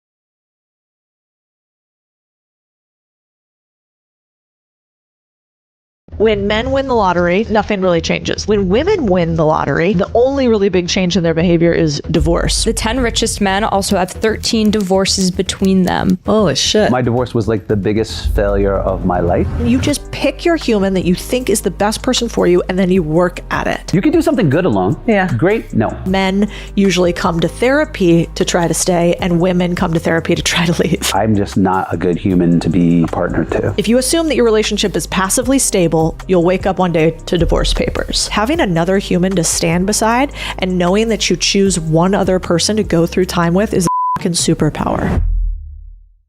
Welcome back. It's Codie Sanchez, and this is the Big Deal podcast for those who don't just want to get rich, but want to be free and actually do what it takes to get there. All right. This week, we are talking about something that really nobody talks about, which is the D word, divorce.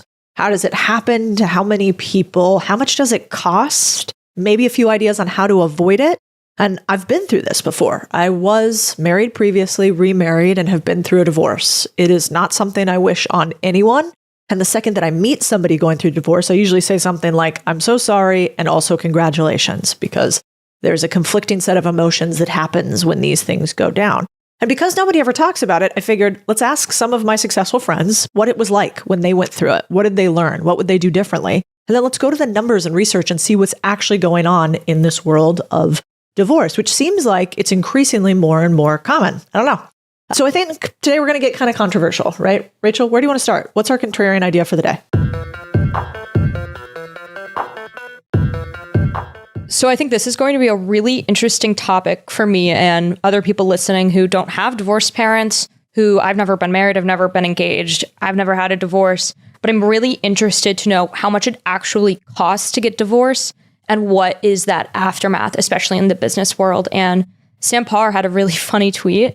Actually, it's not funny, but it's really interesting, I guess, to catch my words there. The 10 richest men also have 13 divorces between them. Holy shit. Yeah. Wild. That's a lot, right? That's a lot. I also like Sahil Bloom's comment afterwards, though. So divorce makes you rich. Yeah, there it is. There it is. That's the funny part. And this is the chart of actually the 10 richest gents and whether they got divorced or not, or how many divorces they have. I thought there were a couple interesting things on here. One is like Larry Ellison figured out how to get divorced and he likes it 4 times. That's tough. Obviously, we know Elon Musk's 3. What else did you think was interesting here? I thought it was interesting that obviously I feel like Mark Zuckerberg's wife has always been in the picture. And so I knew he wasn't divorced, but seeing that he was up here on the chart, I think he's number 5. Seeing that he's had 0 divorces amongst all these peers were really interesting to me. Yeah. So it looks like Zuckerberg and Larry Page, only 2 of the, top, let's say 11 richest dudes who are not divorced, which is pretty wild. Which then makes me think, okay, so that means the divorce rate is accelerating. This is normal. We've all heard the percentage that 50% of marriages end in divorces. I just took that as sort of rote, and then we looked into it a little more. And what we actually found is that it's more like 70% of marriages in the 1990s actually made it to their 15th anniversary, and that this number is increasing from 65% for the 70s and 80s. So maybe the 50% number isn't right, first of all, but it does appear that a few things really drive divorce more increasingly. One being money, apparently. Uber wealth leads to optionality, which apparently leads to increasingly more people getting a divorce. And the second thing I thought was interesting was this tweet from Chris Williamson, which was basically like, when men win the lottery, It's kind of nothing really changes. They get married at the same rate. They have kids at the same rate. When women win the lottery, the divorce rates double. The only really big change in their behavior is divorce, which I thought was really, really interesting. And then I think he had another one that surprised me also. Do you want to read what the second tweet is? So this is from Chris Williamson, and he said people with 9 or more premarital partners are 151% more likely to dissolve their marriages compared to people who tie the knot as virgins. In other words, the level of premarital sex increases the chance of divorce between twofold and threefold. It's fucking wild. Which basically means, we were talking about it, like nobody ever wants to talk about body count, right? That's a weird thing to ask somebody. But now, apparently, if you've had 9 or more premarital partners on either side, this isn't like, what the Andrew Taters say, which is like, women should be virgins, we should off. Apparently, on either side, dudes and chicks, they both are 151% more likely to get divorced if they've had 9 or more premarital partners. And again, I don't think this says anything between your life choices, but I think knowing the numbers and not just assuming the narrative is right is like super important. And so when I look at this, I think, okay, well, I know already the odds are stacked in some ways. If you're really successful monetarily, looks like you have a higher divorce likelihood. If you've had sex with more partners or your significant other has, you might be more likely to get divorced. And also, it looks like if you come into a big chunk of money, you might be more likely to get divorced. But having been through divorce myself, I know nobody actually wants that. Like everybody talks about it like all of a sudden, if this happens, then divorce will be rampant. Like nobody wants to get divorced. It's an awful thing. You obviously want to make the right choice. You would never go through a wedding and all of the things and promises to a human if you thought you were going to get divorced eventually. And so I started digging into the numbers a little bit about how much divorce costs, and it's not cheap. So for the average person, the average wedding in the US is $30K, which is wild. The average cost of a divorce is like $12,000 to $100,000, obviously varying on total costs. And it takes, even without children, about 10 months, so almost a year on average. You can imagine the opportunity cost, how much time, attention, energy it takes away from anything else you do. You probably earn a lot less during that period too, because you're focused on something else. So I don't think divorce should be something we strive for in any way, shape, or form. It's awful. But then the question becomes sort of like, what do you do to not have divorce happen? And I don't profess to be some sort of expert on it, but I did think that this from Bill Perkins was really interesting on his thoughts on divorce, marriage, and staying in it. Bring the band in. Let's go. We're doing a series sort of on dating, relationship, divorce in general. And with the full spectrum of, I don't fucking know. I have experience. Yes. Exactly. Like I've been through it. I'm not an expert, not clinically trained. But one of the things that we realize is like people don't talk that much about divorce and what they would have done differently when they're successful. Right. And so I don't know if you have generalized thoughts on, you've been through divorce, you're now happily remarried, you have a great family and kids, but what did you learn? Oh, I learned how I fuck things up.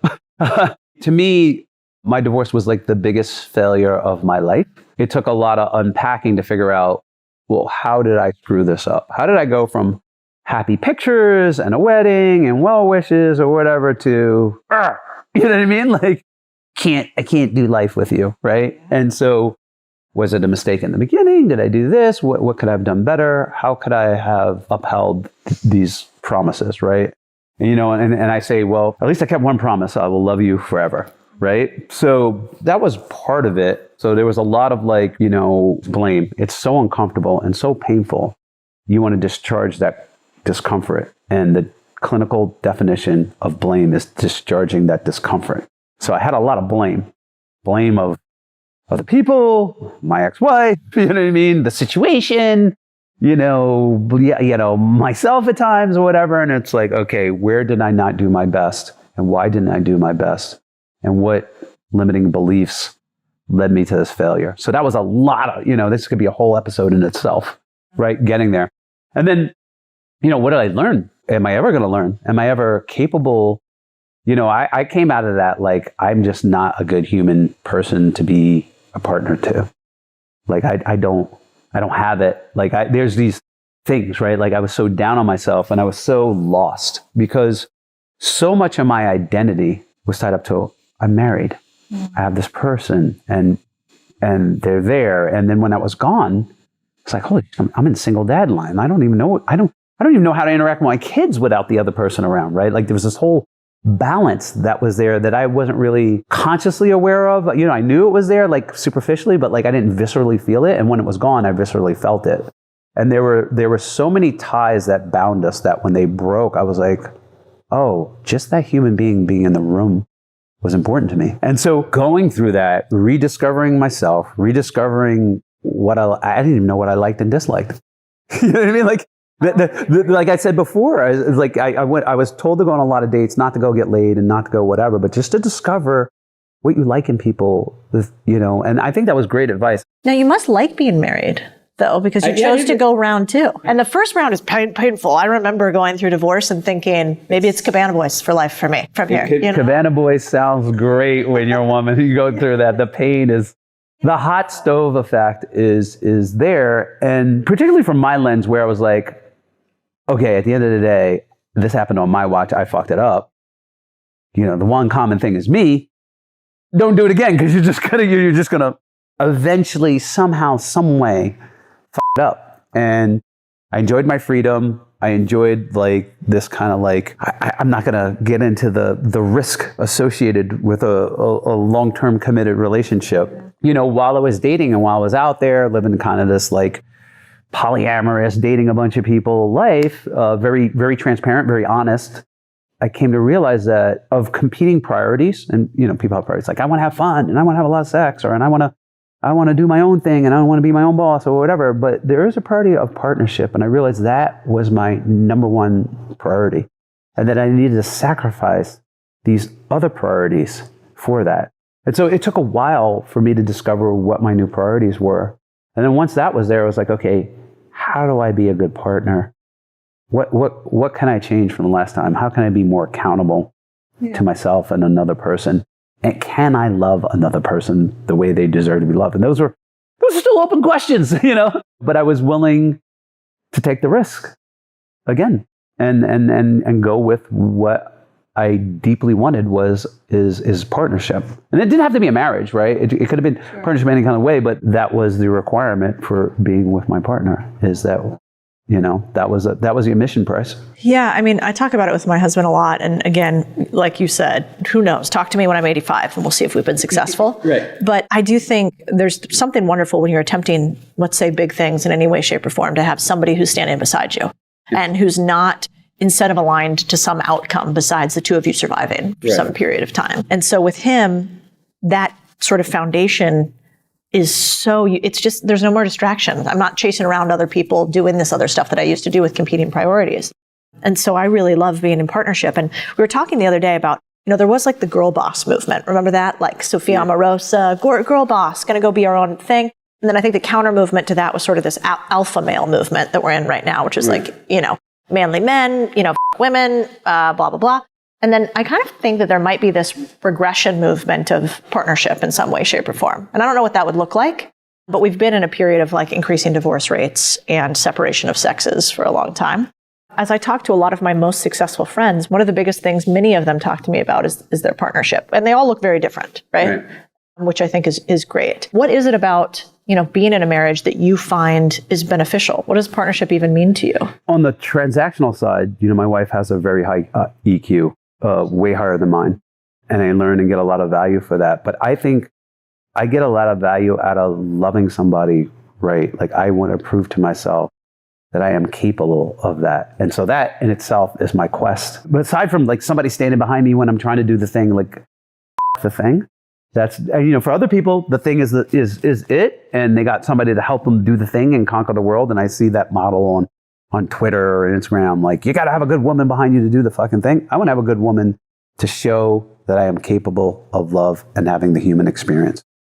And that's what I want. You know, that's what I'm trying to do, because I can be pretty robotic and pretty out there. And I have a natural inclination to chase the thing and be the thing and change the world and have an impact and yada, yada, and all those great grandiose things. But like at the core level, I want to understand somebody, love them through all their facets, somebody to get to peek inside me and help love me through all my facets and have that partnership.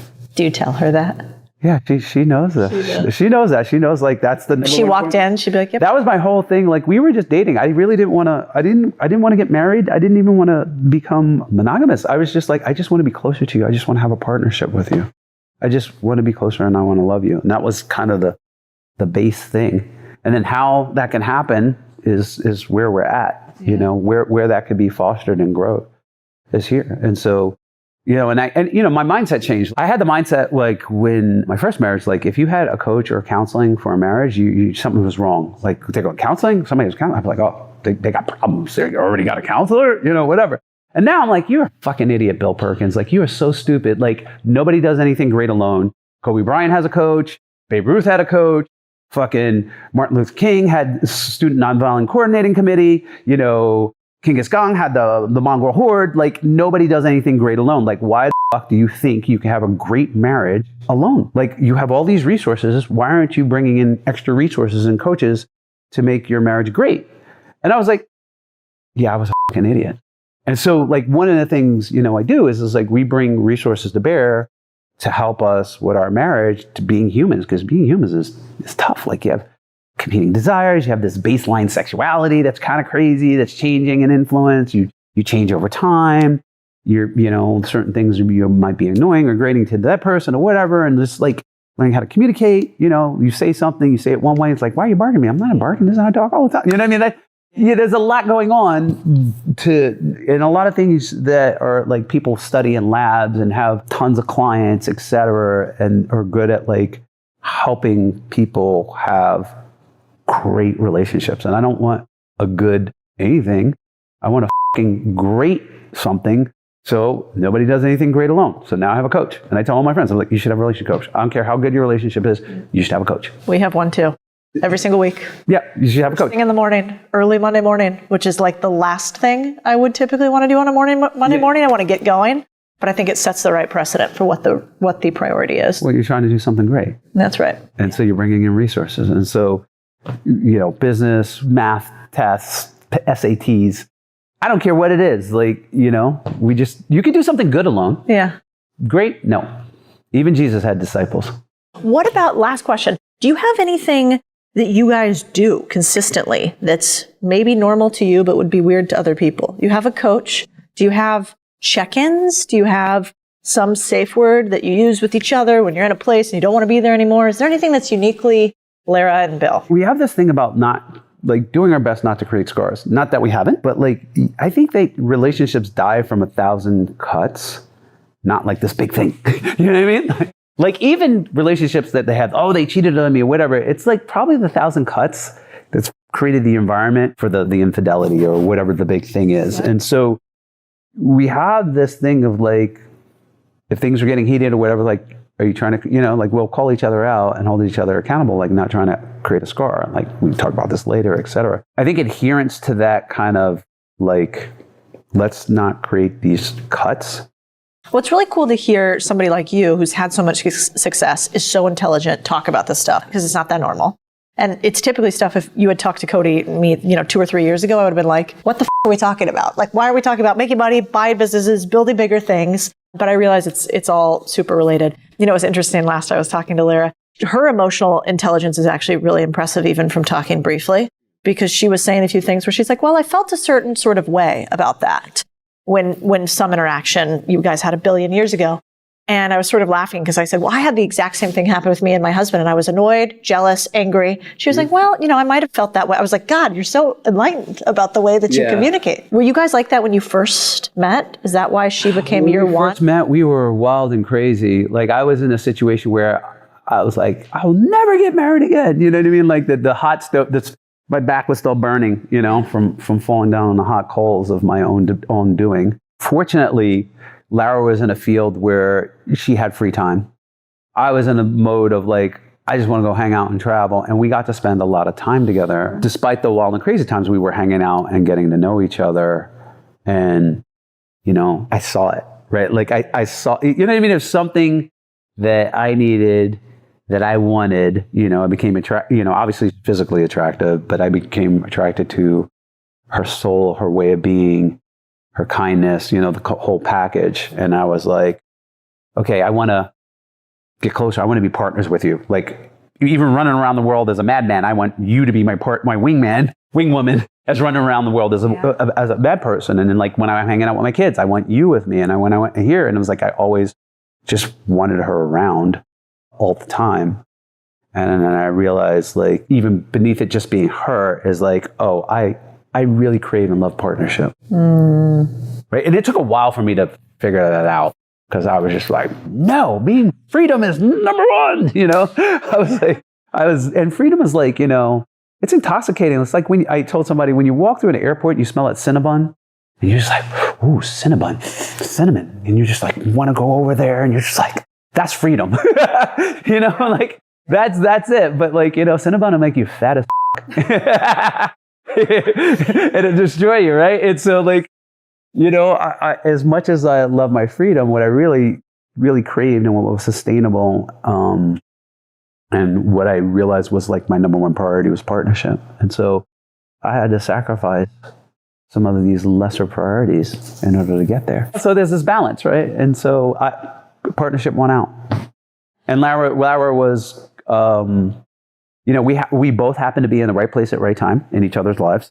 And, you know, at least one of us was fighting for it when the other one was kind of like, you know? Totally. At least one of us was fighting for it, right? Like, Yep. we just didn't let it go. And so we built, you know, a lot of people are like, oh, you found this person. We're always like, both of us, particularly me, but Lara too, is like, we didn't find shit. We built this brick by brick. 100%. You know, so I don't believe in that fairy tale crap. I say like, yes, like the odds that you're meeting there's 8 billion of us, 4 billion are female, you know, 1 billion something in your range. Like the odds that you just happen to meet the person at work and that was they're your soulmate. No, that's not it. You meet somebody, then you start building. And if you're not a builder, it'll eventually fall apart, because you have to constantly be building. That's so true. So when people, you know, we go around and people are like, oh, we love the way you interact or the way you guys hang out and how you're in, it's like, yeah, you can do this too. You can build it. The only thing special is our dedication to building the relationship. And we made that was a decision. Yeah, we get a lot of hate on the internet from, you know, whenever we talk about our relationship and say, here are the things that we do that we work on. And there are some practices around that we find useful. It's wild how many people say, this sounds like work, not a relationship. And it's like, yeah, same thing. It is. You know, yes, exactly. I don't agree. I don't disagree at all. Yeah, you know, warm or lusty feelings will only get you so far. Yeah, 100%. I do want to circle back all the way to some of these like notions about divorces and just ask you some questions. You know, Chris Williamson said when men win the lottery, there's not that big of a difference, but when women win the lottery, divorce happens. I feel like that could be because they're like, okay, I don't need to have a man now because I have some finances. And moving on to like people with 9 or more premarital partners. If you're having like less amount of premarital partners or, you know, none before marriage, maybe that could be for like a religious reason or something that there's like a guilt factor. So maybe divorce just isn't held like as highly. Like I feel like divorce is so nuanced. You know what I mean? So any stat that I read, I'm like, okay, like, but like read between the lines. Like we're seeing the top richest people here. I imagine they're not doing much besides working. If you're not seeing it, if like you're their wife or you're Jeff Bezos, who's had a divorce, you see how often they're working and what they're doing. They're probably not giving a lot of time to like their family and, you know, allocating that very well. So yeah, they probably have had a lot of divorce. Yeah. You know, when I look at the statistics, I try to not say that correlation is causation, right? It's super important. What I just want to know about is what are the odds? And I guess you have to start at first principles, which is like basically, do you think that divorce is inherently a good or a bad thing? Do people want to avoid divorce or not? And at my core, having been through it, I think we want to avoid divorce. And perhaps we also definitely want to avoid marrying the wrong person. We want to avoid those two things. So if we assume, one, you married the right person, it's just hard, then the question is, how do you stay with somebody through the hard?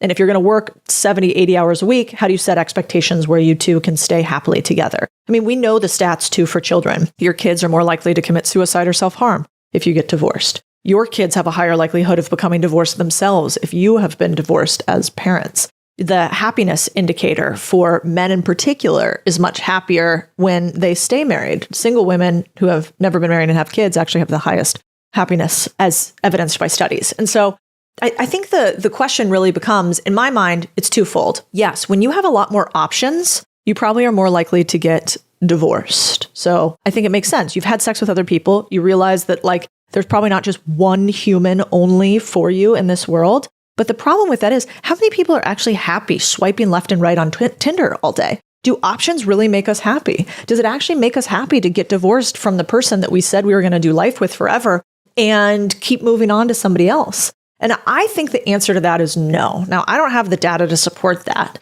but I think as a society, we're lonelier than ever. We're having less sex than ever. And I think we actually would be happier if we committed to a partner over a long period of time. We did a lot of analysis on who that partner is and who we are and coming together as two fully formed humans. But once you say yes, and this is from a divorced person, I think you want to try to figure out how to work together to grow in partnership. And so for me, I think that's the difference is like getting divorced is awful. And so how do we make sure that if we're going to say I do and you decide to do that and you vet the human properly and they vet you, that you figure out how to work through it together? Because I don't think it's ever easy. I think it's a lot of work. I loved this quote. I stole this from Shane Parrish, where he basically says, there's two types of stability, active and passive. People get in trouble when they confuse the two. Relationships, for example, require attention and care. If you assume that your relationship is passively stable, you'll wake up one day to divorce papers. And that's true. You also had some good advice in here about what women have to know before going through a divorce. Yeah. This one, people hate on the internet too, but typically what I've found is that women do not take care of the overall finances or understand the overall finances. Now, the data shows us that women have the purchasing power in the household. Like if you are Amazon or Walmart, you actually want to get to the female because she's typically the one doing a lot of the household spending. But the one with the understanding of the full financial picture is typically the man. And so one of the things I think that makes divorce really gnarly is anytime you have uncertainty, then you have tension, right? It's why if there's uncertainty in the market, then you see the stock market fall. It's the same thing in relationships. And so when one party is at a knowledge disadvantage from the other, then you try to lie, cheat, steal, figure out the difference between the two. And so as a woman, if you're going to go through divorce and, in advance, I'm sorry. And also if you're a man going to go through divorce, there's a couple things you can do to make this a lot less emotional. The biggest trigger for divorces getting gnarly is money and child custody. I don't know much about child custody because I don't have any, so I won't speak to that. But from a monetary standpoint, it's really important that you guys both know at all times, what's your financial situation? Who has access to the bank accounts? Who doesn't? How much money do you guys both bring in? How much money do you both spend? And that knowledge, once you have it, can give you a level of sort of ease and understanding in the marriage. You can say, listen, this is what we have. We all know what the rules are in these states. We either have a prenup or we don't, but it's probably a 50-50 split. So let's just calm the emotions because this is what we both have. And the second thing that I think is really useful if you're going to go through a divorce is making sure you go through mediation and not a full-on trial with, litigators. So it's actually really important. People try to go out and get the gnarliest, meanest divorce attorney that they can get. And that's actually a terrible idea. You'll spend a ton of money on your divorce attorneys. And instead, you guys decided to commit to something for life. Try to exit it as peacefully as you entered it. And so when I did mine, it wasn't peaceful. Ours was pretty gnarly, but we managed to do it all through mediation.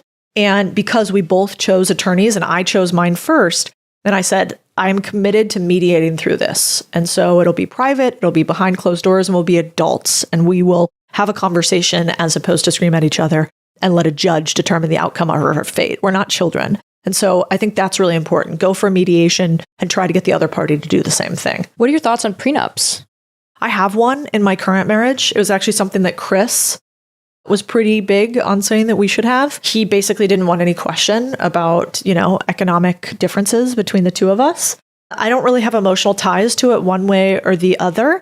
I think, we always say that if this doesn't work out, this is it. This is kind of the last hurrah. I'm not interested in doing it 3 times. But I think prenups are nice because anytime you can have expectations set, it just makes sure incentives are aligned. And it seems to me a little bit of a red flag if anybody would be concerned about getting a prenup on either side. And they might say, well, I'm concerned because you say it's going to be for life. Well, yeah, it is going to be for life. But if so, let's just go in and make sure that if the worst happens and you, the other person, are the one that, wants to get a divorce, that we're clear and we don't have this fight at the end. So I'm actually pro prenups. I've had them. They're cheap. They're easy. You can draft them up really quickly yourself on a piece of paper. Here's the stuff we care about. You get them to a mutual set of attorneys. The attorneys are just there to paper it, not give you a ton of advice on the subject afterwards, so you don't make it expensive and contentious. And I think it can be really straightforward, just like a business partnership. So on here, you said that your therapist believes that 100% of divorces happen because of infidelity. And that kind of stopped me in my tracks reading that. So what she said explicitly was, in a divorce, infidelity is part of the equation 100% of the time. Now, I don't think she could say that they always happen because of infidelity, but that infidelity is there. And then she said, men cheat to stay and women cheat to leave, which I thought was fascinating. Obviously, the statistics on this are going to be hard, but she's the sweet little Texan. If you could picture like big blonde hair, kind of an older lady, a little twang, lots of pink in the office, and super religious. She was my therapist when I was going through my divorce. And, you know, I was really struggling with it and with the fact that I had made a promise to a human forever and was going to break that promise. And that was horrifying to me. And I said, you know, I don't think there's infidelity happening on either side of the equation, but I don't know. And she said, it really doesn't matter. It doesn't matter because it's almost always there. Once two people are pulling apart, it's happened for a long time. And when you guys get here, you know, she also said that men usually come to therapy to try to stay and women come to therapy to try to leave. That's her 2 cents. We'll see if it's true or not. Now I'm a big believer in therapy upfront, no matter what, for every single relationship. And I don't think you have to do it like, hi, nice to meet you. I'd like to date. Also, let's go to therapy right away. But once you start getting pretty serious, moving in together, thinking about long term, it just helps to have a guide. You kind of say the same thing when you were talking with Bill about having like a coach for business as well. And I like that analogy between you two. Yeah, it's 100%. I mean, we do a ton of stuff to try to make our relationship the best that it can possibly be. And Bill said it nicely about a relationship. He doesn't want a good relationship. He wants a great relationship. And I want the exact same thing. I saw firsthand, well, we could go over deal of the week, basically. So the deal of the week for this one is I was at a finance company and this company was privately owned and the founder was a billionaire, really, really successful. He was my boss, the CEO. And there was a partnership. So all the partners inside of the finance company basically have shares and get distributions and have transparency into what's happening in the business to some degree or the other. Well, the guy starts going through a divorce. And so for this period, none of the partners could take distributions because they had to value the business. They had to assess everything that's going on. And we basically got a giant colonoscopy because him and his wife got in a super contentious divorce. What I thought was interesting, he went through this divorce that he was probably married for 20, 30 years. And when he got married, he didn't have a prenup and they didn't sign documentation. This is super technical, but if you guys have a business or you have investors or you are an investor in an enterprise, I always make the partners of the founders that I invest in and the founders or investors in a fund, usually their partner needs to sign documentation too, waiving their rights to the business. And this is really important because, you know, I saw it happen firsthand. They basically, it really fucked with the business that they were going through this divorce. She wanted to be able to make decisions based on the business. It actually hurt hundreds of us that worked there. And so when I went and was a partner at the next private equity fund, they make you sign this paperwork up front that basically says, hey, we need to have you and your partner sign this. And this says that they have no access to your shares except, you know, through their divorce proceedings at their own time, XYZ. And so it's really important if you guys are going to do that you get something similar. And if you have to think that somewhere between, 30 to 50% of marriages end in divorce, your likelihood to have this happen if you're going to be partner of a partnership for 5, 10, 15 years is actually really high.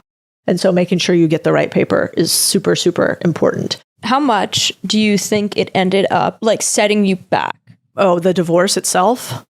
I mean, I could probably go back and look at the numbers, but I think the divorce itself probably cost me $20,000 to $60,000 in legal fees, but it was in Texas. Texas is pretty quick. So I think it happened in 90 days, something like that. And then career-wise, how much do you think that set you back? Well, I had to give up a lot of my assets. So I gave up more in the divorce because I was the one that wanted it. So he took more. But I think, that's a multi-million-dollar expense for sure with breaking up the assets. And then from a business perspective, we actually worked together. So this was kind of wild. I ran the Latin American business and he worked inside of another district in the US. And so for a period, we had to work together. And then he left the company for a minute. And the part that was the hardest is the company brought him back after some drama happened at the company. And they brought him back without telling me. And I was, like a senior person at the firm. And so I never forgave him for that. And I ended up leaving and putting my number 2 in charge because it's really hard. I mean, could you imagine working with your ex all the time? At the time, I think I lost all the friends I had in Dallas at the time because they were members of the same country club. They ended up sort of quote unquote siding with him. And whether or not they would say that, I mean, it's Texas. So it's more like, bless your heart, not answering any phone calls. And then, I ended up moving into a small place in Dallas to sort of stabilize myself. I have 2 friends that I kept from that time period. And then I ended up leaving Dallas because I just felt like I couldn't be the person I wanted to be in this town that I had been somebody else. There were too many memories. And so I ended up leaving. And then I was building up this business and he came back into it. And I didn't want that. And so I ended up leaving that firm too. So my whole life kind of had to change after that. And thank God. I mean, I think sometimes the universe kicks you in the ass when you won't do it yourself. Like, I needed to leave because we weren't the right fit. I needed to leave the firm because our ethics did not align. I needed to leave Dallas because it's not my city, and it never was. And so now I'm in Austin and it's just much more my vibe. And so thankfully it all worked out, but it was really, really hard. And I had this little thing I wrote about it, which says it better than I can. So maybe I'll actually read this to you guys. So I write this thing called the Contrarian Tinkering Weekly Snippet, and this is part of it. So anyway, you guys can hear. This is a little personal, so sorry. I'm married to a handsome man with a beautiful house, country clubs, Range Rovers, and friends who look like they're on The Real Housewives. But tonight, I'm walking into the living room as the sun sets to break the heart of a man I promised forever to. He's far from perfect, but in this moment, all I feel is agony. I speak softly. It's not working. I want a divorce. And I'm leaving tonight. As soon as the words leave my mouth, I see the 6'1", 245-pound man crumple to the ground, sobbing, begging me to stay. It is an awful thing to watch someone so strong whom you once loved break, and I've never felt greater guilt or shame than in that moment. With eyes so blurry I can barely see, I leave empty-handed out of the door of the house I just finished decorating it into a home. I spent nights sleepless and alone, and when I told my own mother, she also cried. Tears, that's all I felt like I had to give. I never shared all the hardness in that marriage with her. It was my burden to carry, but I also didn't quite realize the moment would change my life forever. I left a man, a city, all my things, and eventually a career I spent more than a decade building. And I had to lose everything before I came to the knowledge I hope I can leave some of you guys with today that, I didn't have at the time. After I got divorced, everything changed for me. I started getting pushed out of the company. I wasn't right for the culture anymore. And candidly, I didn't fit. I had built up a business with nearly $1 billion in assets under management. And despite that, I took nothing with me. No severance, no equity, no clients, no assets. I had built someone else's castle twice and walked away with nothing. And I swore I'd never do it again. And in that moment, I knew I'd go all in on my own thing. I'd share it with the fucking world, and I'd never play small for another person again. Ownership, the only true key to freedom. And maybe I share some of that too, because the truth of it is that when you get divorced, all that's going to happen to you too if you end up going through this awful thing. And so I'm sorry in advance, but sometimes when you know what's coming, it makes it easier to bear. And nobody told me things like that. Like I was, I don't think I told anybody when eventually I told my parents that I was going to get divorced and I filed the next week. It usually takes a few years to build up the courage.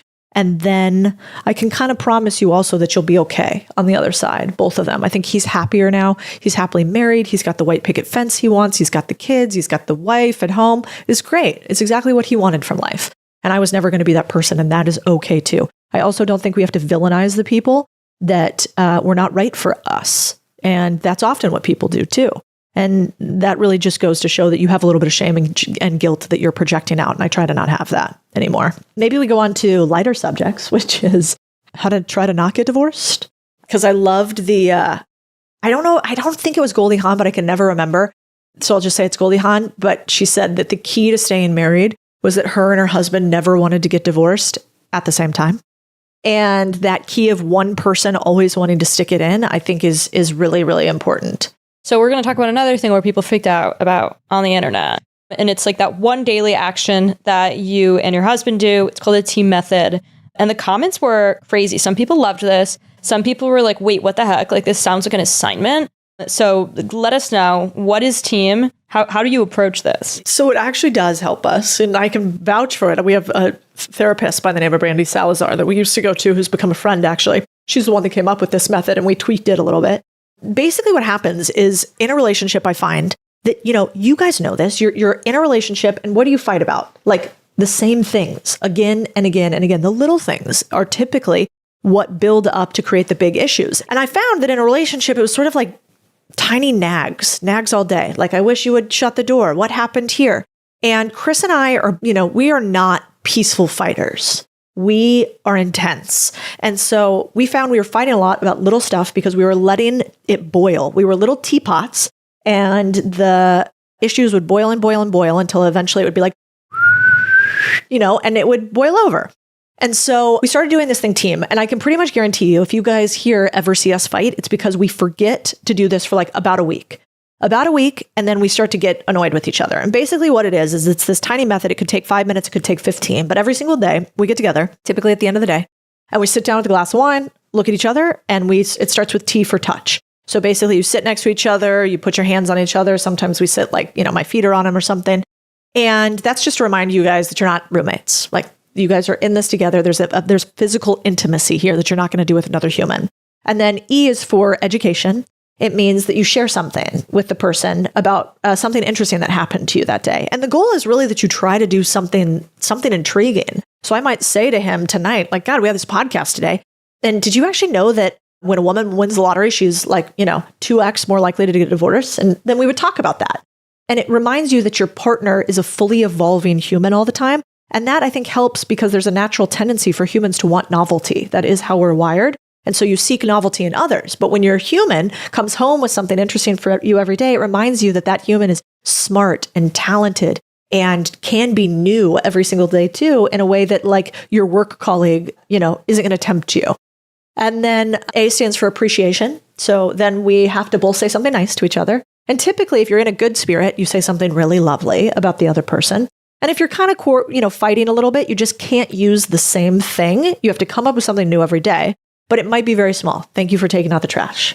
Thank you for sitting down and doing team with me. Because there's typically always something your significant other is doing to help you, and we largely ignore it and focus on the negative.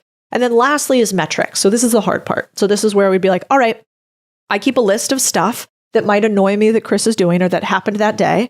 And when I am not elevated and thoughtful and we're doing team, I just keep it for the end of the day.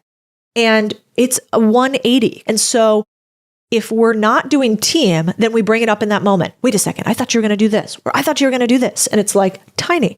And if you hold it until the end of the day when you're not elevated, then it just becomes an easy conversation as opposed to an argument.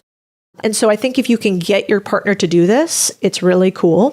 The other benefit of it is that you never have dinners where you don't have anything to say. Like, it gives you a reason every single day to end with your partner and to have sort of an interesting, thoughtful conversation as opposed to, hey babe, how was your day? Cool. How was your day? All right. Yeah. Like, it was cool. It was fine. Whatever.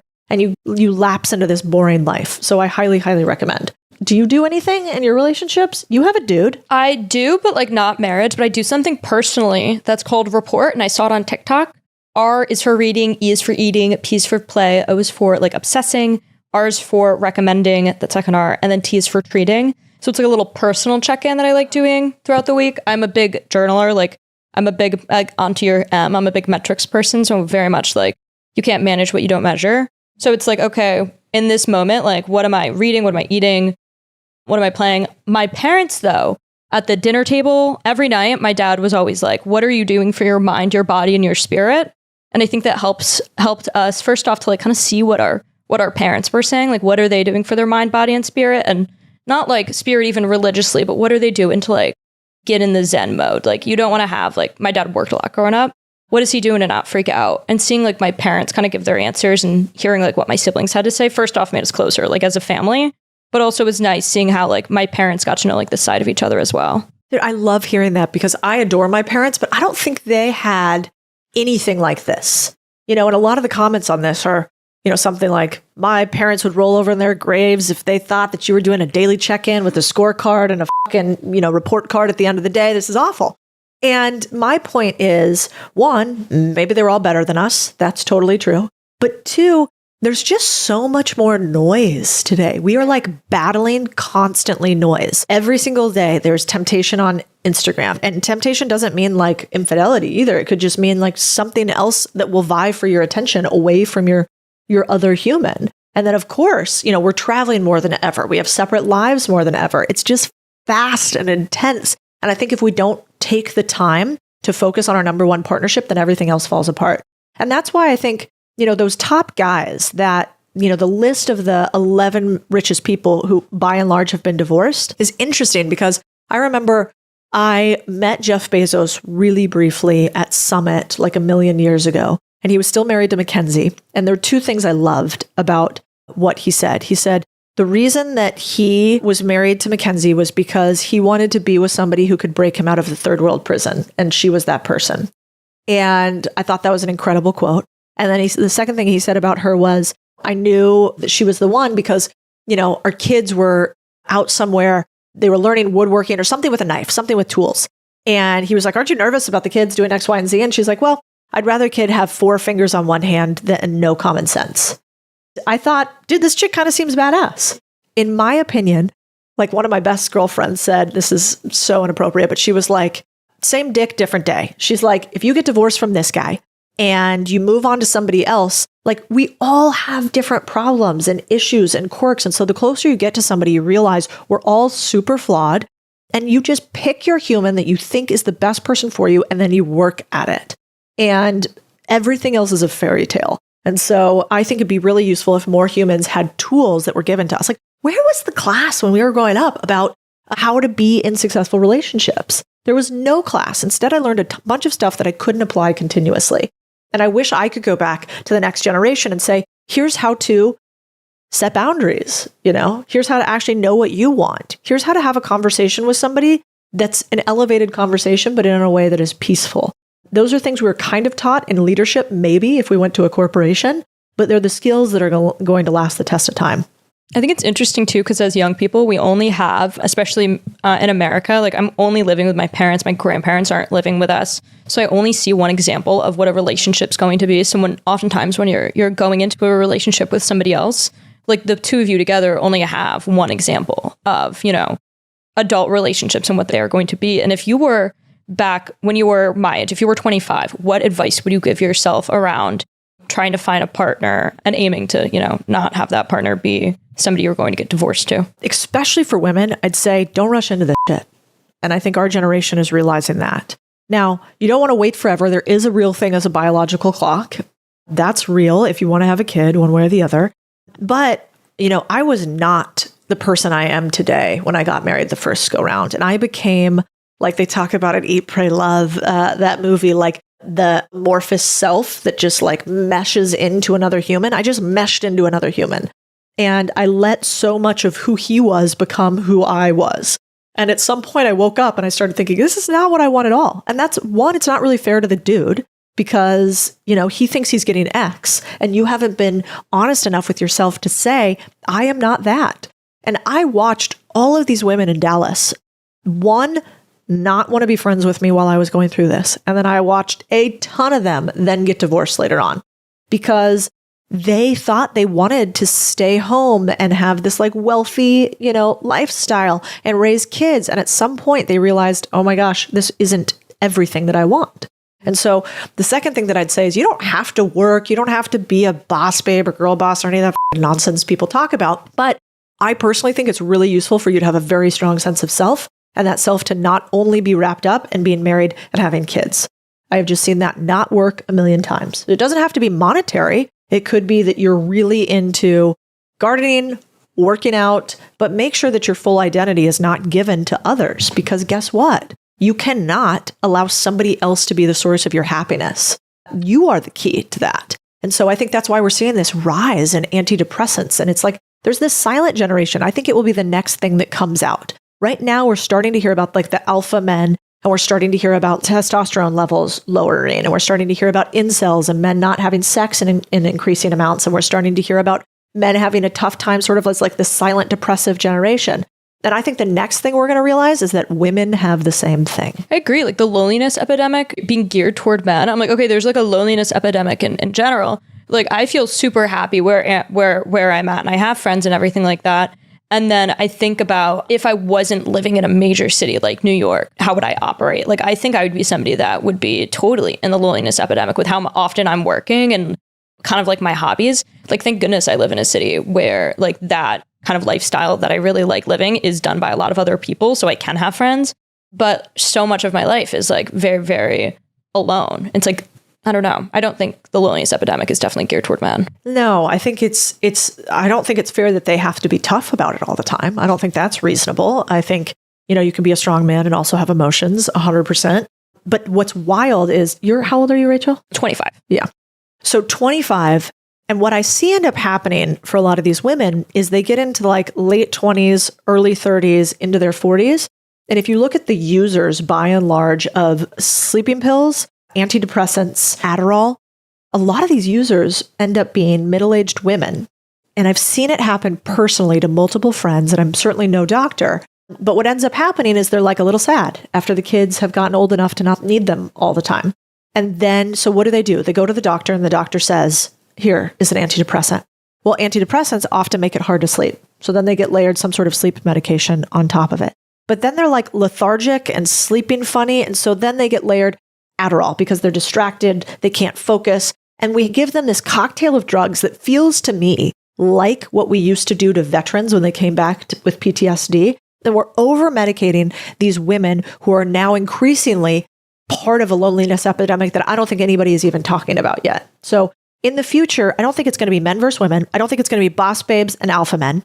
I think the focus, hopefully, is going to be on strong partnerships and humans who can be honest about where they're sitting in life. And so it'll be interesting to see what happens in the coming generations. I guess where I would leave this for people today is start with the end in mind in a couple things with divorce. And the end in mind basically means this. We now know the statistics are 30 to 50% divorce rates, something like that, right? If that's likely, one, you can protect the house. You can get a prenup. You can make sure you vet your partners. But two, you're crazy if you think that you can be with another human and not work at building a life together. When two humans collide and there is more surface area, aka more time spent together, there's naturally more friction. This is a law of physics. The more things touch against each other, the more they rub against each other. The more they rub against each other, the more friction, and thus the more intense actions on either side of the house. And because of that, I think choosing to determine a partner who will grow with you and work on the relationship is crucial going forward on both sides, whether you're a man or a woman. And the questions that I would be asking are you open to having coaching or therapy? Coaching might make people feel better. That word, going forward, how do you think about relationships? How do you want to work through being partnered with somebody? Because let me tell you what, the most powerful thing I have ever had in my life, and my husband and I talk about this constantly, is my partnership with him. Don't get me wrong. We're pissed at each other sometimes. We get in each other's faces sometimes. But when my multiple businesses have things going sideways, when we're getting sued, when somebody's getting sick, having another human to stand beside and knowing that you choose one other person to go through time with is a fucking superpower. All right. Thank you guys for joining in. This is the Big Deal podcast. Also, little spoiler, I'm going to give you guys a free download of the team method if you guys want it. The link will be in the show notes, so you can go to the team method, grab that framework if you guys want to use it. We'll put it in the show notes for you. Also, please like, subscribe, and share. We want to make sure that more people hear about this, and maybe we can decrease that divorce rate a little bit, huh? Okay, till next week. You know that I got it, no need to look all in the bag. Stunting like this cause I work so hard, I'm the best, I only speak facts. If I say that I have it, you know that I got it, no need to look all in the bag.